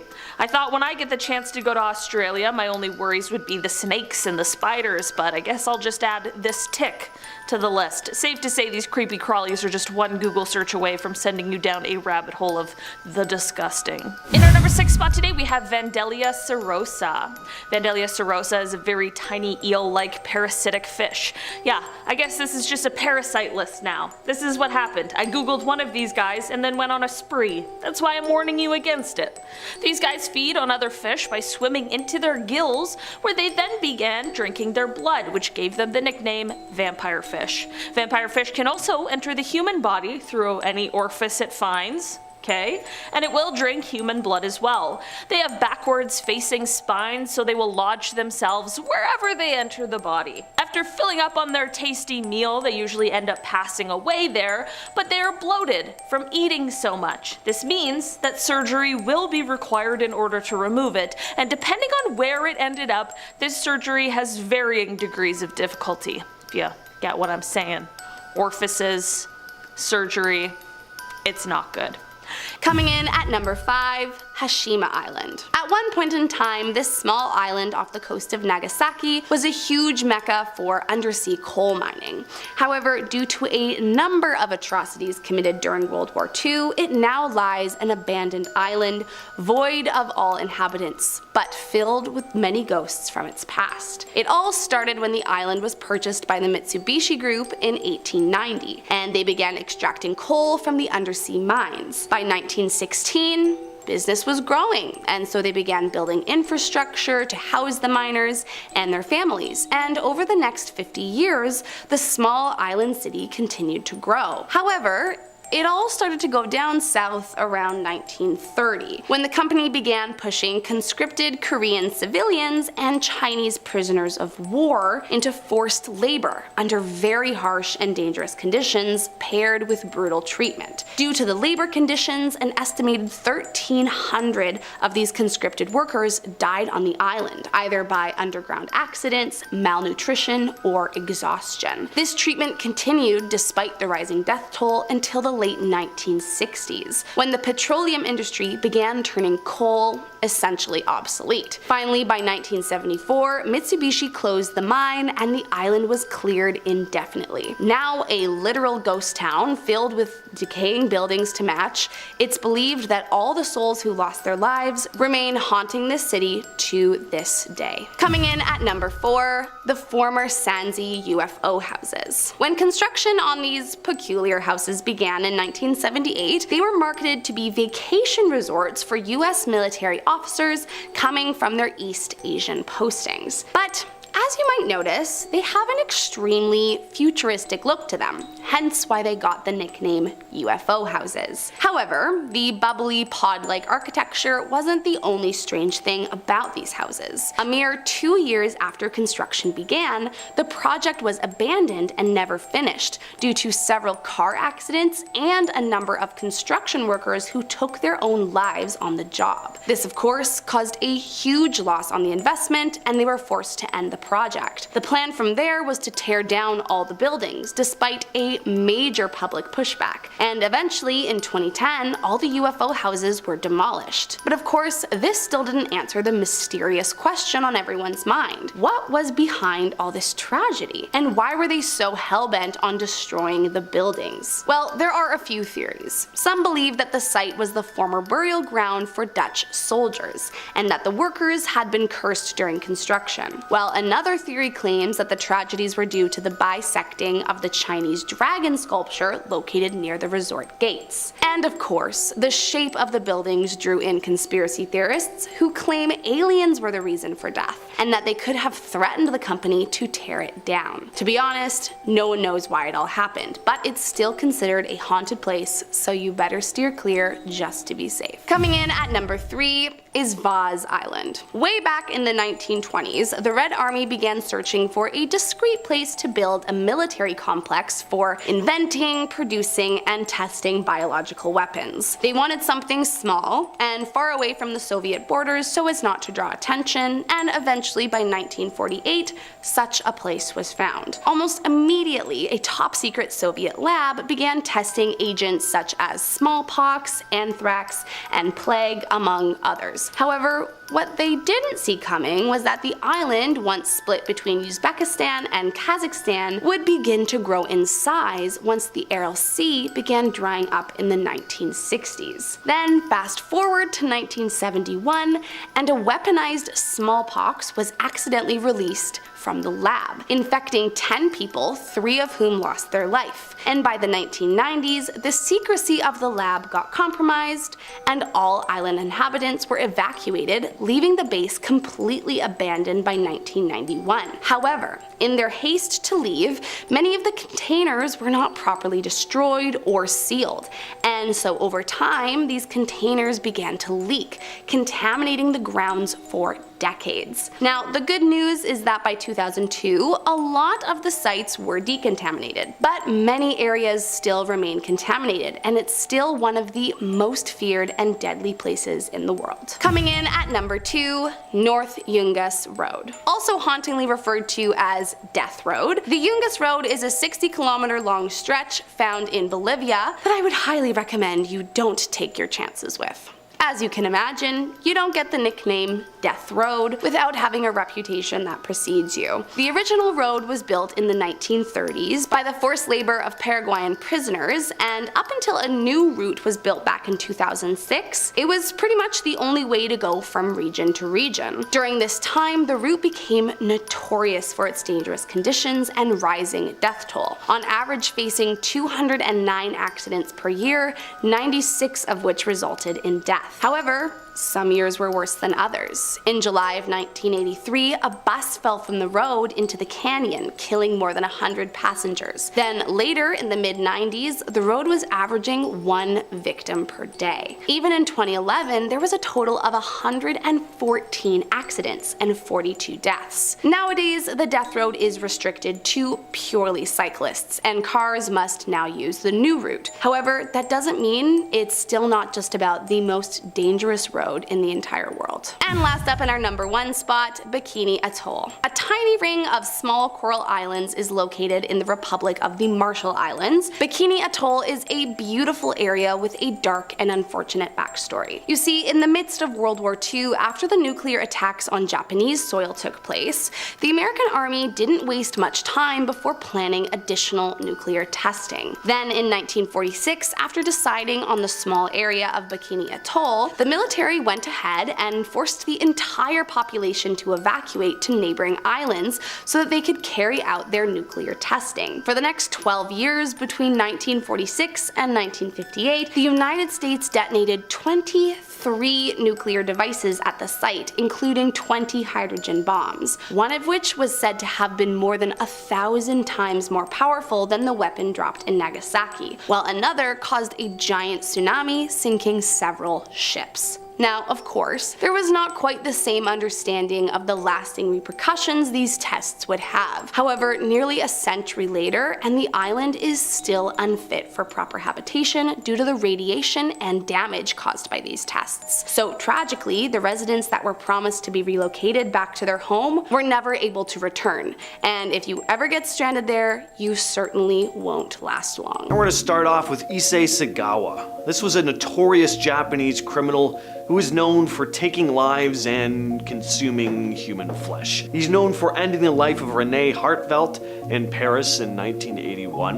In 83, he was deemed unfit for trial by French medical experts and was initially held in a psychiatric institution before being deported to Japan in 1984. But upon his arrival, he was ruled sane by Japanese authorities, who decided his only problem was a character anomaly, and that he did not require hospitalization. Yeah, eating people, just a little character quirk, you know? Now, unfortunately, Japanese authorities were unable to get his case files from their French counterparts, who considered the case closed, leaving Issei to walk free. Now, he made no secret of his crime and capitalized on it as he wrote a memoir entitled In the Fog, where he reminisced about the crime in vivid detail. Despite the heinous details of the homicide and his lack of remorse, Issei gained a level of celebrity and regularly gave interviews to domestic and international media in the years after his return. He displayed no apparent sign of remorse or reform, telling Vice in a 2013 interview as he looked at posters of Japanese women,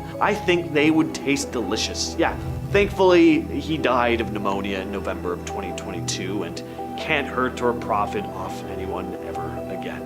Next up, we have Angela Simpson. In 2009, Angela Simpson lured Terry Neely to her home with the promise of fun bedtime activities and illicit substances. Once inside the home, though, things took a very dark turn. Angela tormented the man for over 3 days, during which time she pulled the man's teeth out of his mouth and drove a nail into his head. And even more disturbing, she did all of this while Terry was seated in front of a mirror, so he was forced to watch all this play out. On the final day of the ordeal, Angela strangled and stabbed the man more than 50 times before dismembering his body and setting his remains on fire. In April of 2012, Judge Paul McCurdy sentenced Angela to natural life in prison plus 14 years for the homicide. The additional 14 years were given to Angela for convictions of abandonment of a body and kidnapping. During a prison interview after her sentencing, she was asked if she had any regrets.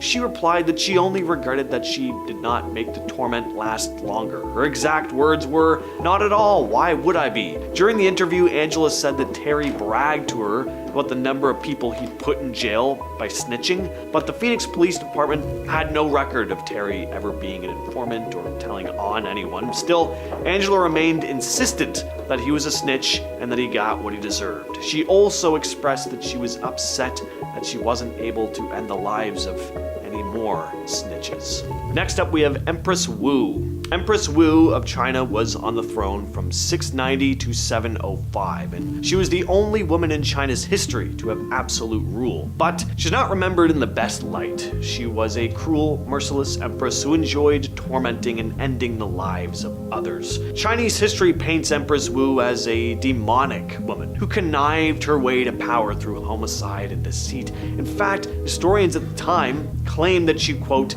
killed her sister, butchered her elder brothers, murdered the ruler, and poisoned her mother. She is hated by gods and men alike. She's believed to have ended the lives of thousands of people. Her reign came to an end in a coup in 704. Members of her court forced her to yield power to her exiled son, Zongzong.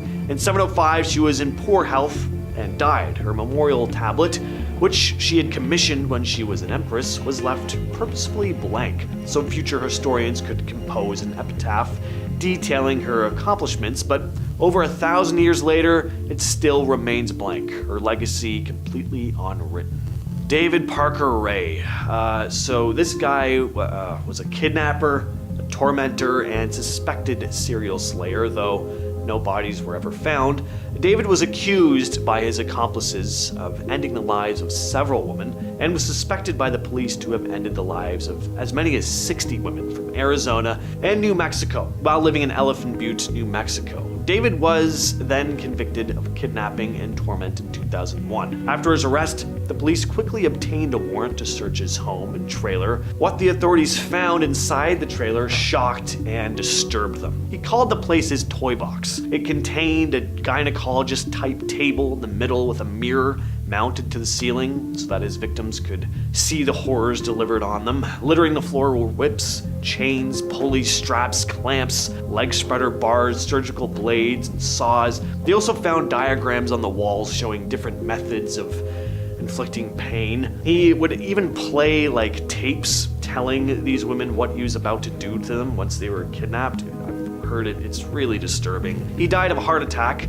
about 1 year after his convictions in 2 cases, the second of which resulted in a plea deal. Next up is Bela Kiss. This was a Hungarian serial slayer who lived in the beginning of the 20th century. In 1903, Bela began plotting his horrific crimes. He would place personal ads in newspapers claiming to be a lonely widower looking for marriage under the alias Hoffman. He would use this method to correspond with women and managed to convince some of them to give him their money and assets. Then he would lure them to his house so he could strangle them to death with rope or even his bare hands. Now, not only was that disturbing, but Bela sought to preserve the bodies of his victims. Specifically, he would pickle his victims' bodies in large steel drums filled with wood alcohol, methanol, and also drain the blood from the necks of his victims, earning him the nickname the Vampire of Sincata. He ended the lives of approximately 24 women.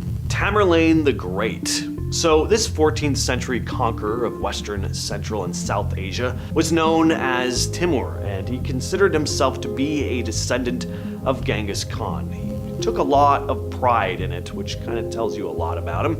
He was one of the most horrifying rulers in history, his rule being followed by cruelty and terror, which was responsible for destroying millions of people. He had various ways he would end people's lives, like forcing people to jump from cliffs and mountains, or getting up close and personal and just lobbing off their heads. He was also the one to order thousands of people to die of slow suffocation. He also enjoyed making towers out of human skulls. An estimated 15 to 20 million people died thanks to this lovely man. I'd also like to make a tower out of human skulls, just as long as I didn't, I wasn't responsible for their deaths. If I just found a bunch of skulls, I'd make a tower out of it, sure. Starting us off at number 10 is Lily. One day, a group of paranormal researchers received a doll with a note attached to her saying, quote, "I found her outside my door one morning with a note that said to not put her in front of mirrors or in the same room I sleep in. I gave her a flashlight so she could drain the batteries, but instead she made my lights flicker at night. My cat would not go near her and my dog would just stare. At times I would be woken up from a dead sleep smelling burnt toast or sometimes a sweet, fruity smell. Her favorite color is red. That is all I know." The researchers were very intrigued by the doll, and it didn't take long before Lily began acting strange around them too. And they knew that something was deeply wrong. But unlike what any sane person might do, get rid of the evil and creepy doll, they decided to mass produce it using the original as a template. That's right, if you so choose, you can have your very own Lily doll delivered right to your door. I can't. According to the researchers, she is meant to ward off evil, so at least they had good intentions, or so they say. To me, it just feels like you're taunting the evil spirits to come your way, and I will not be partaking in any kind of hangout with this doll. Next up at number 9 is a doll's house. One of the last things I would ever want to live in my house would be a haunted evil doll. But apparently not everyone has the same dreams. In fact, for the Watkins family, one wasn't enough. Instead, they have opted for a whole horde of possessed dolls to share their home with. The couple are both paranormal investigators and have been collecting cursed dolls for years. In their collection is Crystal, True, Monica, Charla, Isaac, Lily, Ashley, and Cameron, all of which were individually bought and all of which were advertised as being haunted. The community of dolls resides in their home in Pennsylvania, and up until 2015, the investigators actually actually set up a 24-hour live stream so that all of the internet could sit back and watch their cursed magic happen. Over the years, many claim to have witnessed more than one unsettling sight, but most notably was the 2009 sighting of a ghostly apparition of what appeared to be a boy. Okay, so maybe it's not the scariest of the bunch, but it is still a room full of possessed dolls, so it's a no for me. Coming in at number 8 is Amelia. Maybe one of the oldest haunted dolls still in existence, Amelia has been giving people nightmares for over 100 years. Back in the 1800s, she was gifted to the King of Italy, and from what I've been able to find, she wasn't yet haunted when under possession of the king. When the king died, he passed on the doll to one of his closest and dearest friends, Ulvado Bellina, who tragically, however, was assassinated, and so the doll passed down to his daughter, Marie. But still, the doll remained as sweet and unhaunted as ever. That was, of course, until the World Wars. Although she managed to get through World War I relatively unscathed, as the story goes, in World War II, there was a huge explosion and a woman dove into the chaos to try and save the doll for young Marie. Sadly, the woman trying to help lost her life, and to this day, it's believed that her soul is the one that haunts the doll. Now missing both arms and a good portion of her scalp, it's said Amelia routinely opens and closes her eyes and is often heard crying out for her mother at night. What makes the last bit extra creepy is that the original voice box of the doll no longer works. In fact, it hasn't worked for years. But still, every night, her cries ring loud and clear for all to hear. Next up at number 7 is Amanda. Unlike many of the others on this list, Amanda is a bisque doll. What that means is that she's made of unglazed porcelain, and while in her time she may have been used as a toy, ultimately they have turned into collector's items for the affluent. Truthfully, Amanda's specific origin story is unknown. However, we do know that she first came into the limelight after being purchased off of good old eBay. The original purchaser of the evil doll didn't last long, as they said she brought bad luck into their lives. They sold it once more, and the next owner complained of the same issue. All in all, she has been sold and purchased 10 times, never lasting long in any of the homes she finds herself in. On top of bad luck, owners have complained that she moves around all on her own, often being found in places where there was no explanation for her being there. Creepiest of all comes from her current owner, who, despite knowing the rumors surrounding the doll, decided to go ahead and bring her into their home. At least they had the knowledge to store her inside a glass case. Except now, every night when it's dark and quiet, Amanda can be heard trying to scratch her way out of the glass. Where does she want to go exactly? Well, they have no idea, but let's just hope they don't open up that case to find out. First off, we have the radioactive man.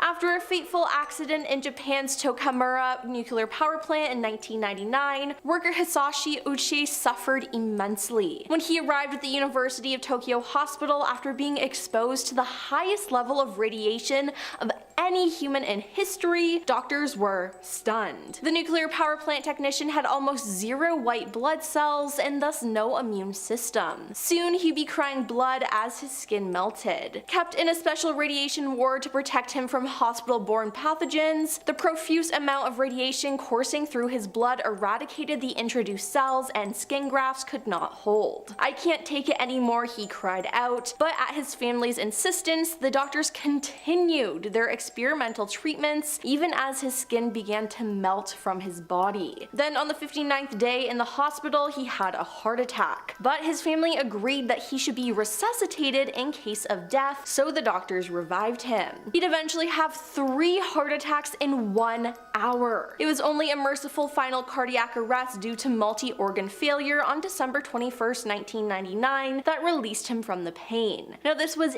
83 days after the incident. I can't imagine the pain he was in and why the doctors and his family kept trying to save him. Next up, we have green boots. Climbing Mount Everest is a very dangerous thing to do, and unfortunately, some people who have tried to do it have met their untimely death. As of November 2022, 310 people have died on Everest. Over 200 bodies remain on the mountain and have not been removed due to the dangerous conditions. Now, as morbid as it sounds, current climbers use these bodies as location markers, and green boots is one of them. Green boots is named for the colored boot the climber was wearing, and he is a landmark on the main northeast ridge route of Mount Everest. The body has not been officially identified, but it is believed to be Swang Pajor, an Indian climber who died on Everest in 1996. All expeditions from the north side encountered the body curled in the limestone alcove cave at 27,900 feet until it was moved in 2014. Green Boots was moved to a less conspicuous location by members of a Chinese expedition. Now in 2006, British mountaineer David Sharp was found in a hypothermic state in Green Boots cave by climber Mark Ingalls and his party. Mark continued to ascend after radioing for advice on how to help David, which he was unable to provide. Now David died of extreme cold some hours later. Approximately 36 other climbers would have passed by the dying man that day, and it had been suggested that those who noticed him mistook him for Green Boots and therefore paid little attention. Overall, it's just super sad, but I don't know why people would risk their lives for this. Now we have the Victorian British 8 mummies. Okay, so I've seen people talk about this before on Twitter, but I've never actually delved into this topic, and well, I think I should have left it that way. They first started with the Egyptian mummy, which was crumbled into a solution to stanch internal bleeding, but other parts of the body soon followed. Skull was one common ingredient taken in powdered form to cure head ailments. Even the moss that grew over a buried skull, called usnea, became a prized additive, powder believed to cure nosebleeds and possibly epilepsy. Human fat was used to treat the outside of the body, and doctors prescribed bandages soaked in it for wounds, and rubbing fat into the skin was considered to be a remedy for gout. Blood was procured as fresh as possible, while it was still thought to contain the vitality of the body, because yes, they used the blood for more remedies. Now thankfully the practice dwindled in the 18th century, around the time Europeans began regularly using forks for eating and soap for bathing, but all I gotta say is ew. Moving on to Karl Tanzler. I need to tell y'all about Karl Tanzler because he is just such a truly messed up man. In 1930, Karl believed he'd found his one true love. While working as a radiologist in Florida, he met a young Cuban-American woman, Maria Elena Magaro de Hoyos. She was suffering from tuberculosis and died the next year. Karl paid for her funeral and visited her mausoleum regularly. He was obsessed with Maria. Now, in the dead of night in 1933, he took her body from the mausoleum and back to his home in a red wagon. He put her skeleton back together using coat hangers, stuffed her with rags, and made her a wig from her own hair. She was dressed and put in his bed until 7 years later, following rumors of the destruction of her body, and he was discovered by police. While her body was covered with clothes, her face was a death mask of her former self, created by Karl, and was kept in his bed after the coroner had removed the rest of her body. Now, unbelievably, the statute of limitations had expired, and Karl's case was dismissed out of court, but yeah, there is just so much wrong with that, I am just speechless. Now we have the chainsaw invention. In 1780, 2 Scottish doctors invented the prototype of the chainsaw. Now this wasn't cutting down trees or anything, oh no. John Atkin and James Jeffrey invented the hand-cranked chainsaw to cut through the pelvises of delivering mothers who were having trouble pushing their babies out. And to make things worse, mothers were completely conscious throughout the entire process. Now that just hurts to think about. Now those women were just so strong. Now after seeing how well it worked out in the delivery room, well that is according to the male doctors, the machine was then co-opted to saw through wood and other materials, gradually growing in size to become the chainsaw we know today. Now thank God we've made more advancements when it comes to giving birth, because just wow. Then there's the brain-eating parasite. Naegleria fowleri is a free-living amoeba that is so small that it can only be seen with a microscope. It is commonly found in warm fresh water such as lakes, rivers, and hot springs, and soil. Now the parasite infects people when the water containing the amoeba enters the body through the nose. This typically happens when people go swimming, diving, or when they put their head under fresh water. The amoeba then travels up the nose to the brain, where it destroys the brain tissue and causes a devastating infection that is almost always fatal. Now the first symptoms usually start about 5 days after infection, but they can start within 1 to 12 days. Symptoms may include headache, fever, nausea, or vomiting. Later symptoms can include stiff neck, confusion, lack of attention to people and surroundings, seizures, hallucinations, and coma. After symptoms start, the disease progresses rapidly and usually causes death within about 5 days, but the death can happen within 1 to 18 days. Yeah, remind me to never swim in fresh water again. 7, the Highway of Tears. The Highway of Tears is a 447-mile-long corridor of Highway 16 between Prince George and Prince Rupert in British Columbia, Canada, which has been the location of crimes against missing and dead Indigenous women. Accounts vary as to the exact number of victims, but according to the RCMP Project EPANA, the number of victims is fewer than 18, while Indigenous organizations estimate that the number is higher than 40. In 2015, the federal government launched a national inquiry into the cases. That year, Carolyn Bennett, now a federal minister of Crown Indigenous Relations Canada, claimed that the national number of victims in Canada is likely over 1,200, which is just insane, and it's disgusting that no one really seems to care about these women and girls. Now, the region of the Highway of Tears is characterized by poverty and, until 2017, lacked adequate public transportation, which forced many locals to resort to hitchhiking as a form of transit. Now, this directly resulted in some of the deaths and disappearances. Some activists argue that institutional racism and sexism have affected the searches for these Indigenous women, and we just need to put more resources into these disappearances. Now we have burn degrees. We've all heard of first, second, and third degree burns, right?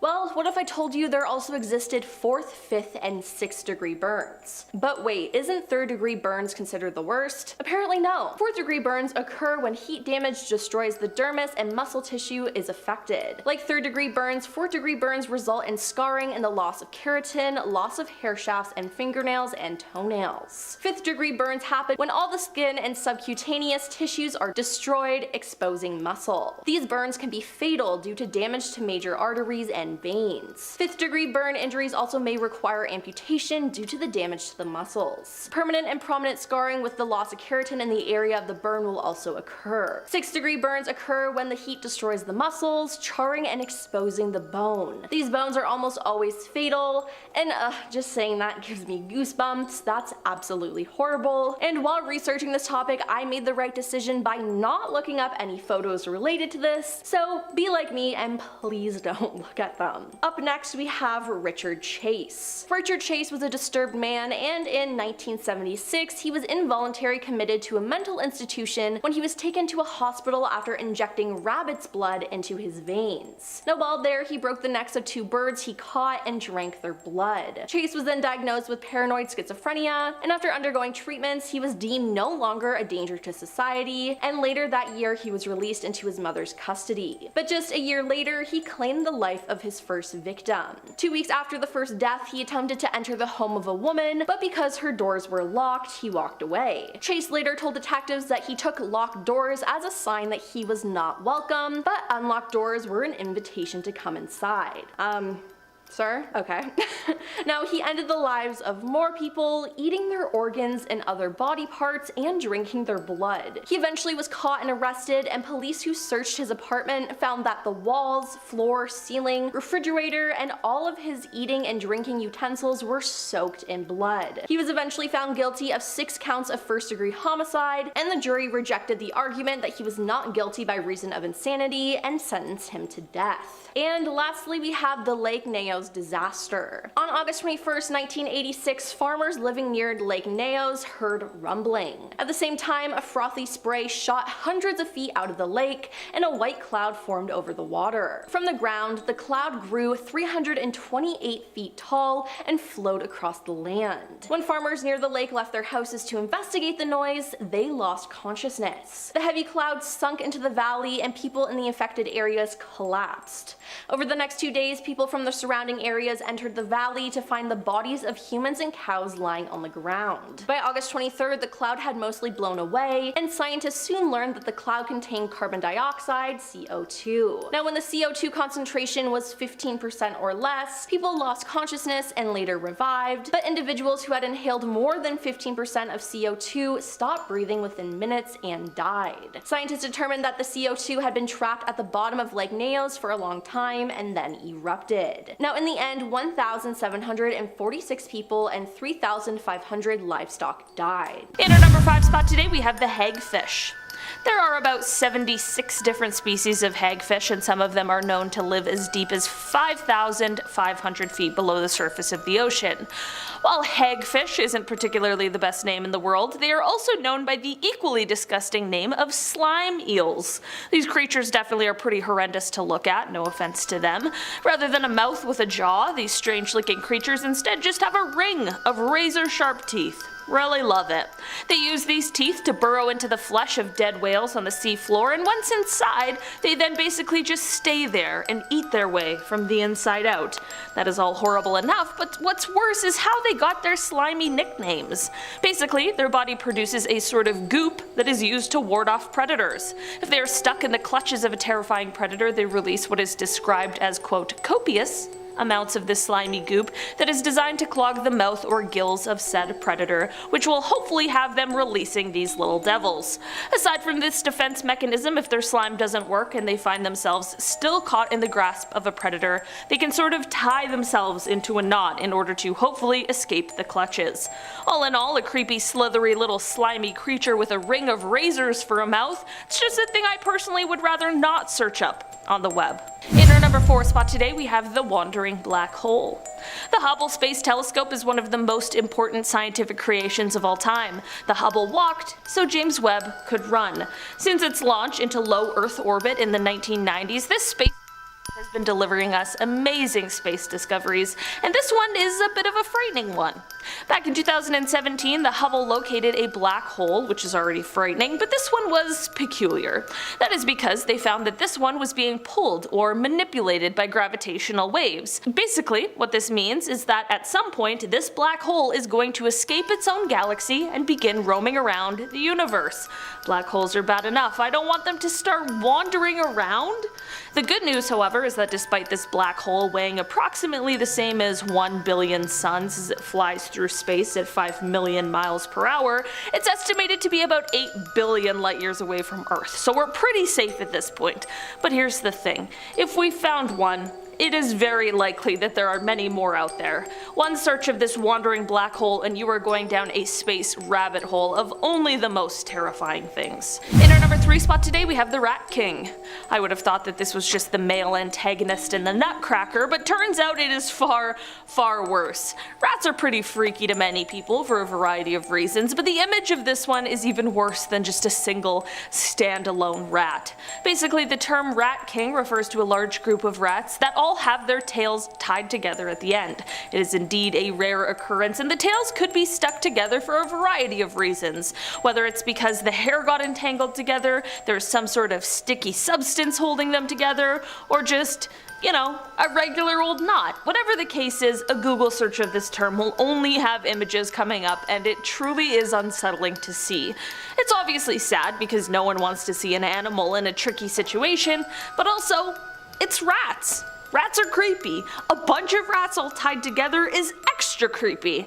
The reports of these rat kings mainly come from European countries, and although the existence of this phenomena is for some reason debated due to the limited evidence of its natural occurrence, there are still plenty of terrifying image results any search will yield. In our number 2 spot today, we have a pilot's view in a storm. Taylor and I were on a plane this week, a few actually, so when I found out about this via watching a video, I was thankful I hadn't seen it before our flight. The view for a pilot has got to be pretty great for a lot of the job. Flying over beautiful places with incredible sights, that sounds amazing. And you know, pilots have only the best eyesight, so they're seeing it all super well. Flying at night, however, well, for pilots, I'm sure it's totally fine and normal, but when the average passenger catches a glimpse of what they are seeing, especially when the weather isn't exactly being kind, well, it was definitely enough to totally freak me out. A Google search of what a pilot sees when flying at night through a snowstorm isn't exactly a comforting sight. In fact, it's absolutely terrifying. It looks like we're traveling to another universe, not just barreling through our skies. I of course trust the pilots who have the training and the expertise, but it's just very unnerving to know what they are seeing while I'm just passed out with my neck pillow, you know? In our number 1 spot today, we have the hairy frog. Last time we talked about some weird frogs, today we've got another kind. This frog isn't poisonous, It isn't growing eggs out of its back. These frogs simply just are hairy, and it is so unsettling. The Central African Trichobatetrachus robustus. These frogs, they're often referred to as the hairy frog or the horror frog, which I really agree with. These frogs have the unusual feature of having a thick mane of hair that is seen on their flanks and hind legs in the males of the species. According to experts, many believe that this feature is useful to the frogs because it could help them to stay underwater for longer periods of time. This proves to be extremely useful when they're tasked with guarding the female's eggs. This isn't the only weird feature of these frogs, however. Unfortunately, frogs also have claws. These bones burst through the toes of their hind legs, and it is said that they are used in, quote, interspecific combat. This has all led to these guys receiving the nickname Wolverine Frog, which I honestly think is the most apt. Maybe they'll make an appearance in Deadpool 3. Who knows? Yes, off at number 10 is a massive pentagram. In an isolated corner of Kazakhstan lies a dark symbol measuring roughly 1,200 feet that appears to have been literally carved right into the Earth's surface. Although you might not be able to fully see the entire symbol at ground level, from above, the stark pentagram is clear as day. Conspiracy theorists have linked the cliffside pentagram to the Freemasons and Wiccans, believing that it is a site of animal sacrifice and satanic ritual, although this has never actually been totally confirmed. But I will admit, it is a bit mysterious. Apparently, there are almost no other signs of human habitation in the area, plus, you know, a giant pentagram etched into the Earth's surface isn't something you see every day, nor is it usually a great sign. So whether it is a cursed geoglyph from Satan worshippers or not, maybe it's just better to play it safe and steer clear. Coming in at number 9, a hill of crosses. Found on top of a hill in northern Lithuania is a site that, depending on your own personal beliefs, could either be considered a thing of beauty or one of the most strange things in the world. The Hill of Crosses began popping up back in 1831 following the Polish-Russian uprising, and over the years it has grown to host nearly 100,000 crosses, crucifixes, rosaries, and religious carvings. As generations pass and the collection grows, the place has come to signify the peaceful endurance of Lithuanian people despite the threats they face throughout history. Now, that part is lovely, I can't deny. But also, I know I'm not alone in seeing a hill filled with an overflowing amount of religious symbols and feeling a little uneasy. Since, you know, usually that many in one place is to ward off some kind of evil. That being said, maybe it really is nothing but a beautiful display and a symbol of their endurance. But are you willing to go and find out yourself? Coming in at number 8, Nagoro. A teeny little rural village in the Aya Valley region of Japan. What makes this seemingly cute and quaint town a mysterious and creepy attraction is that it is famous for being filled with upwards of 350 life-sized dolls. Now, I don't know about you, but there are few things I find more terrifying than creepy dolls, and it's only made creepier when you find out that the entire village is only made up of about 27 residents. Apparently in the early 2000s, Tsukimi Ayano, who'd moved away from the area when she was young, moved back once her father fell ill, and as a gift for him, she made her first doll in his likeness and placed it in a field. And since that day, she has made more than 400. But she isn't alone in this endeavor. Inspired by the initial doll for her father, many residents in the village followed in her footsteps and began making their own life-size dolls in their likeness or for their loved ones. And soon enough, even the school was joining in on the trend. Sadly, the school closed in 2012 due to the decreasing population. However, the dolls remain scattered across the village,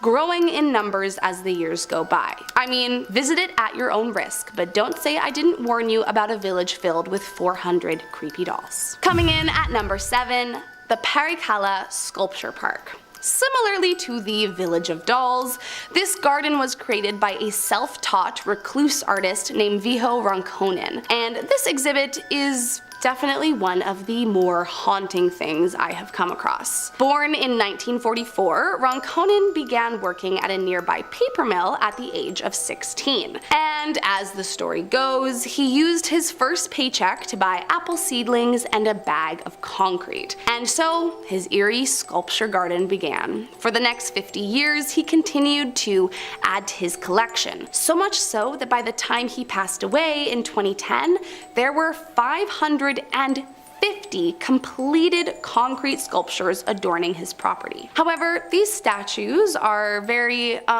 interesting, often placed in extremely odd positions. For example, one of the most strange parts is the 225 naked yogi section. However, they are not the only ones that give off a creepy vibe.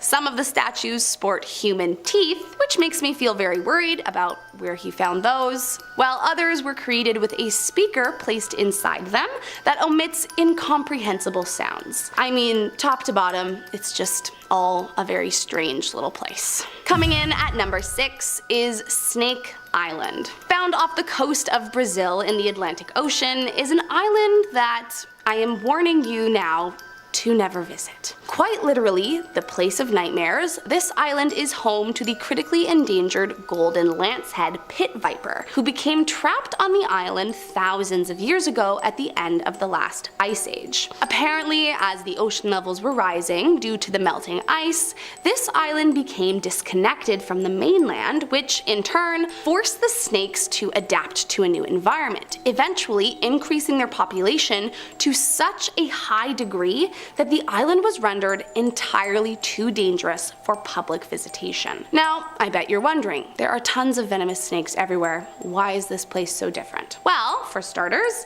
it is pretty small as far as islands go, measuring only about 106 acres, but it's also home to upwards of 4,000 snakes, each weaponized with a venom so deadly that it can actually melt human flesh. In case you're wondering, that is roughly 1 snake per square meter, or 10 feet. So with that many snakes trapped on an island that small, there is pretty much nowhere you can escape from them. Coming in at number 6 is Mandy. Back in 1991, the Quesnel District Museum received an anonymous donation in the form of a doll, which, I mean, from what I have learned, is never a good start. The donor informed them that she could no longer handle living with the doll due to her constant crying and relentless ability to move objects or even make them disappear, and that essentially she was just way too creeped out and starting to fear that her life was in danger. Allegedly, the museum contacted a psychic to see if the information they got from the donor was true, and as it turns out, it was. The psychic advised the museum to get rid of the doll, not to keep it, but they went against their advice and included it in their exhibit anyways. Soon, Mandy began haunting the halls of the museum. Visitors claimed to hear disembodied footsteps, the sound of tapping glass, and some even swear they witnessed her face change and her eyes blink. Even creepier is that when the museum decided to place Mandy alongside other dolls in the same case, the next day all the other dolls were either damaged or found tossed onto the floor in front of the case. They let her be alone after that. Just beware if you do decide to visit her, as allegedly anytime someone has tried to photograph her, their camera breaks. Coming in at number 5 is An Island of Dolls. One doll is enough to creep me out, but did you know that there is actually an island of dolls? Oh yes, you heard that right. It's quite literally the thing of nightmares. Located in Mexico, this island has a reputation for being one of the most haunted places in the world. And while that description often gets thrown around, to be honest, I kinda believe it with this one. I mean, it's an island of dolls. It makes perfect sense to me. Legend has it that a young girl died from drowning here, and when a man named Julian Barrera moved to the island, he found he was being tormented by the girl's restless spirit. In an attempt to please her, he began hanging dolls across the island, but it seems the dolls weren't enough to please the spirit, as she managed to rope Julian into convincing his nephew that she needed a friend to join her in the afterlife. The poor nephew's body was found in a nearby canal at the very same spot where the girl had died years prior. It's said that all the dolls that remain are alive, likely haunted by the spirits of the ones who lost their lives here. Some say that their eyes move and watch them as they walk across it, but even creepier is the claim that it's not just their eyes but also their hands that move. Plus, apparently the dolls are known to laugh and whisper behind your back as you walk past. To summarize, this will not be my next tourist destination. Coming in at number 4 is Mercy. So maybe it's just me, but the fact that Mercy is one of the cuter haunted dolls I have ever seen almost makes me more afraid of her. Kind of like a cute tiny little creature that lowers your guard with its giant beanie baby eyes so that you get close enough for it to kill you with its lethal venom. Anyways, the story with Mercy is that the current owner purchased Mercy off of eBay, and as we know, that almost never goes well. When she was buying her, it was said Mercy was haunted by the spirit of a young girl, but according to the owner, that couldn't be further from the truth. Don't get it twisted, the doll's for sure haunted, but the owner is certain it's something much worse, something evil, maybe even demonic. As soon as Mercy was brought into her home, weird things started happening. The owner felt immediately uneasy around the doll and knew that something bad was living inside of it. Then, just a few days later, she noticed that radio stations began changing if Mercy was near them. But creepiest of all was when she caught the doll standing on both feet in the middle of the room after she had been stored away in a chest. I mean, can you imagine walking in on that? I honestly might move. I know that sounds dramatic, but that house belongs to the demon inside the doll now. I may as well just get out alive while I still can. Coming in at number 3 is Harold. Haunted dolls are a pretty huge thing on the internet, I have come to understand. Personally, I have a hard time understanding why you would want to bring a possessed doll into your home, but hey, to each their own, right? Apparently, the whole sensation of it all started back in 2003 with a haunted doll named Harold. Now, what's weird about this one is that allegedly, after the new owner, Anthony, acquired the doll, the lister on eBay came forward admitting that it was all a hoax and that Harold wasn't actually haunted. But Anthony would beg to differ. Apparently, as soon as the doll arrived, strange things began happening. There were swarms of flies surrounding his attic, objects moving all around, and his dog even died, completely out of the blue. He even asked his vet. There were no answers, no illnesses, no physical abnormalities, nothing. The dog just dropped dead. That's when Anthony really got frightened. Eventually, he has come to believe that there are 5 different entities living inside of Harold, one of which seems to be the malevolent leader, while the others are being held hostage by the more powerful evil force. Anthony claims he is constantly worried for his life, but the doll continues to live with him as he is unable to make it leave, and he feels it is his duty to figure out how to get the entities out of Harold once and for all. And seriously, save yourself and don't Google him. People that have reported feeling ill or even vomiting up blood after seeing his photo. In that breath, I really hope that doesn't happen to me. Coming in at number 2, Letta. So there are regular creepy porcelain or rag dolls, and then there are marionette dolls, which to me just add a whole other level of terrifying. And the most famous of these is the truly haunting Letta. Her owner Carrie says in his hometown there was an abandoned house that everyone believed was haunted. When he got older, he decided to visit his hometown and check it out for himself if the old house really was scary after all. When he got inside, he found his old historic marionette doll that had been hidden underneath some floorboards, and intrigued, Carrie decided to flop her into the car and take her home. On the drive home, he says the doll spoke to him crying out, "Letta me out," which he decided would be the perfect name, and so Letta was born. Once he brought her home, the people in his life warned him that they felt very uncomfortable around the doll and that they didn't trust it. But still, he decided to keep her. To this day, he still has her. He has even gone on to TV shows with the doll for interviews. Still, make no mistake, this doll is scary. Carrie himself admits things got strange very soon after he brought her home. Scuff marks were appearing on the floor, items were moving, and his little ones would complain about her being in their nightmares. In fact, one night they said they woke up to Letta talking and moving around all on her own. At one point, Carrie tried to sell the cursed doll, but as he tells it, he physically could not move her out of the car. So, moral of the story, maybe don't bring home a creepy doll you found under the floor in an old abandoned haunted house from your childhood. Yeah, do we all agree there?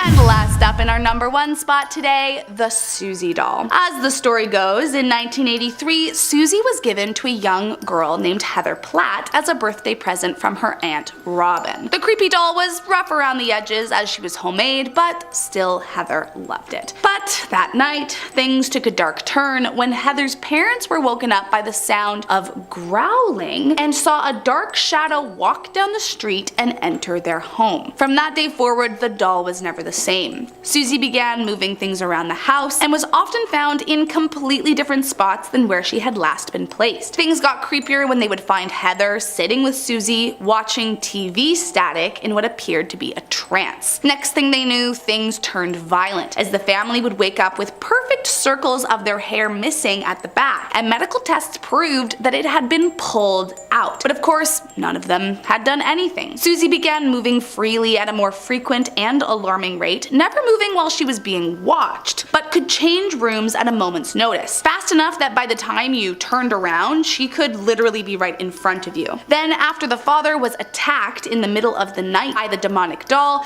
they knew they had to get an expert. In came Lorraine Warren, who took one look at this whole situation and told them to seek out an exorcist immediately. Thankfully, the ritual was complete and the family decided to throw away the doll for good, and according to what I read, the family has never let another doll in their house ever again. Honey is supposed to be sweet and harmless, but not all honey is safe. In parts of Nepal and Turkey, bees feed on a kind of flower that contains a natural neurotoxin. The honey they produce is called mad honey. It looks normal, but eat too much, and you experience dizziness, hallucinations, vomiting, and even heart failure. Historically, armies used mad honey to poison enemies. Today, certain thrill seekers still try it for its psychoactive effects, but cases of poisoning are well documented.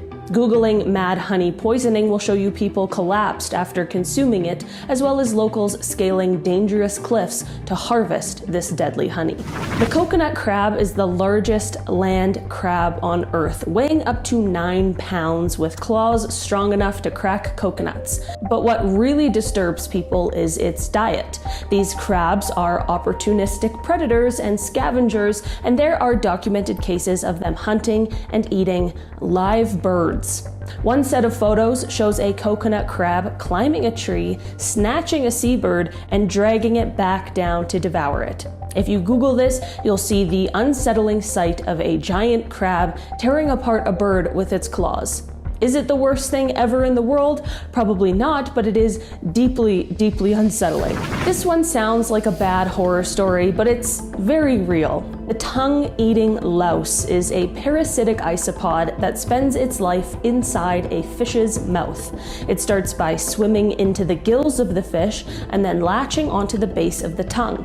At first, it just feeds on the fish's blood, slowly draining the tongue of circulation. Over time, the tongue withers away completely. That's when the louse does something almost unbelievable. It physically takes the place of the missing tongue. The parasite attaches itself to the muscles in the mouth and basically becomes a working replacement. The fish can still eat and survive, but every time it moves its tongue, it's actually moving the parasite. There are confirmed cases in snapper, grouper, and other tropical fish, especially off the coast of California and in the Gulf of Mexico. Fishermen have posted photos online of opening up a fresh catch and finding a bug staring back at them from the mouth. Imagine cutting into your dinner and realizing its tongue has been replaced with a living creature. Scientists say it's the only known parasite in the world that can fully replace an organ, and while it doesn't usually kill the fish, it's disturbing to think about how many of these creatures could be out there hiding this creepy little secret on the inside. Nasal myiasis is one of those medical conditions that will stick in your brain forever once you see it. So sorry. Myiasis is the technical term for an infestation of fly larvae inside human tissue. One of those things that I wish I didn't know. In this case, the larvae crawl into the nasal cavity and start feeding on living flesh. It usually happens in tropical and subtropical countries where flies are common, and it's most often reported in patients who are already sick or elderly since they're less able to fight off infections. The symptoms are horrifying. Patients feel a constant crawling sensation inside their nose and face.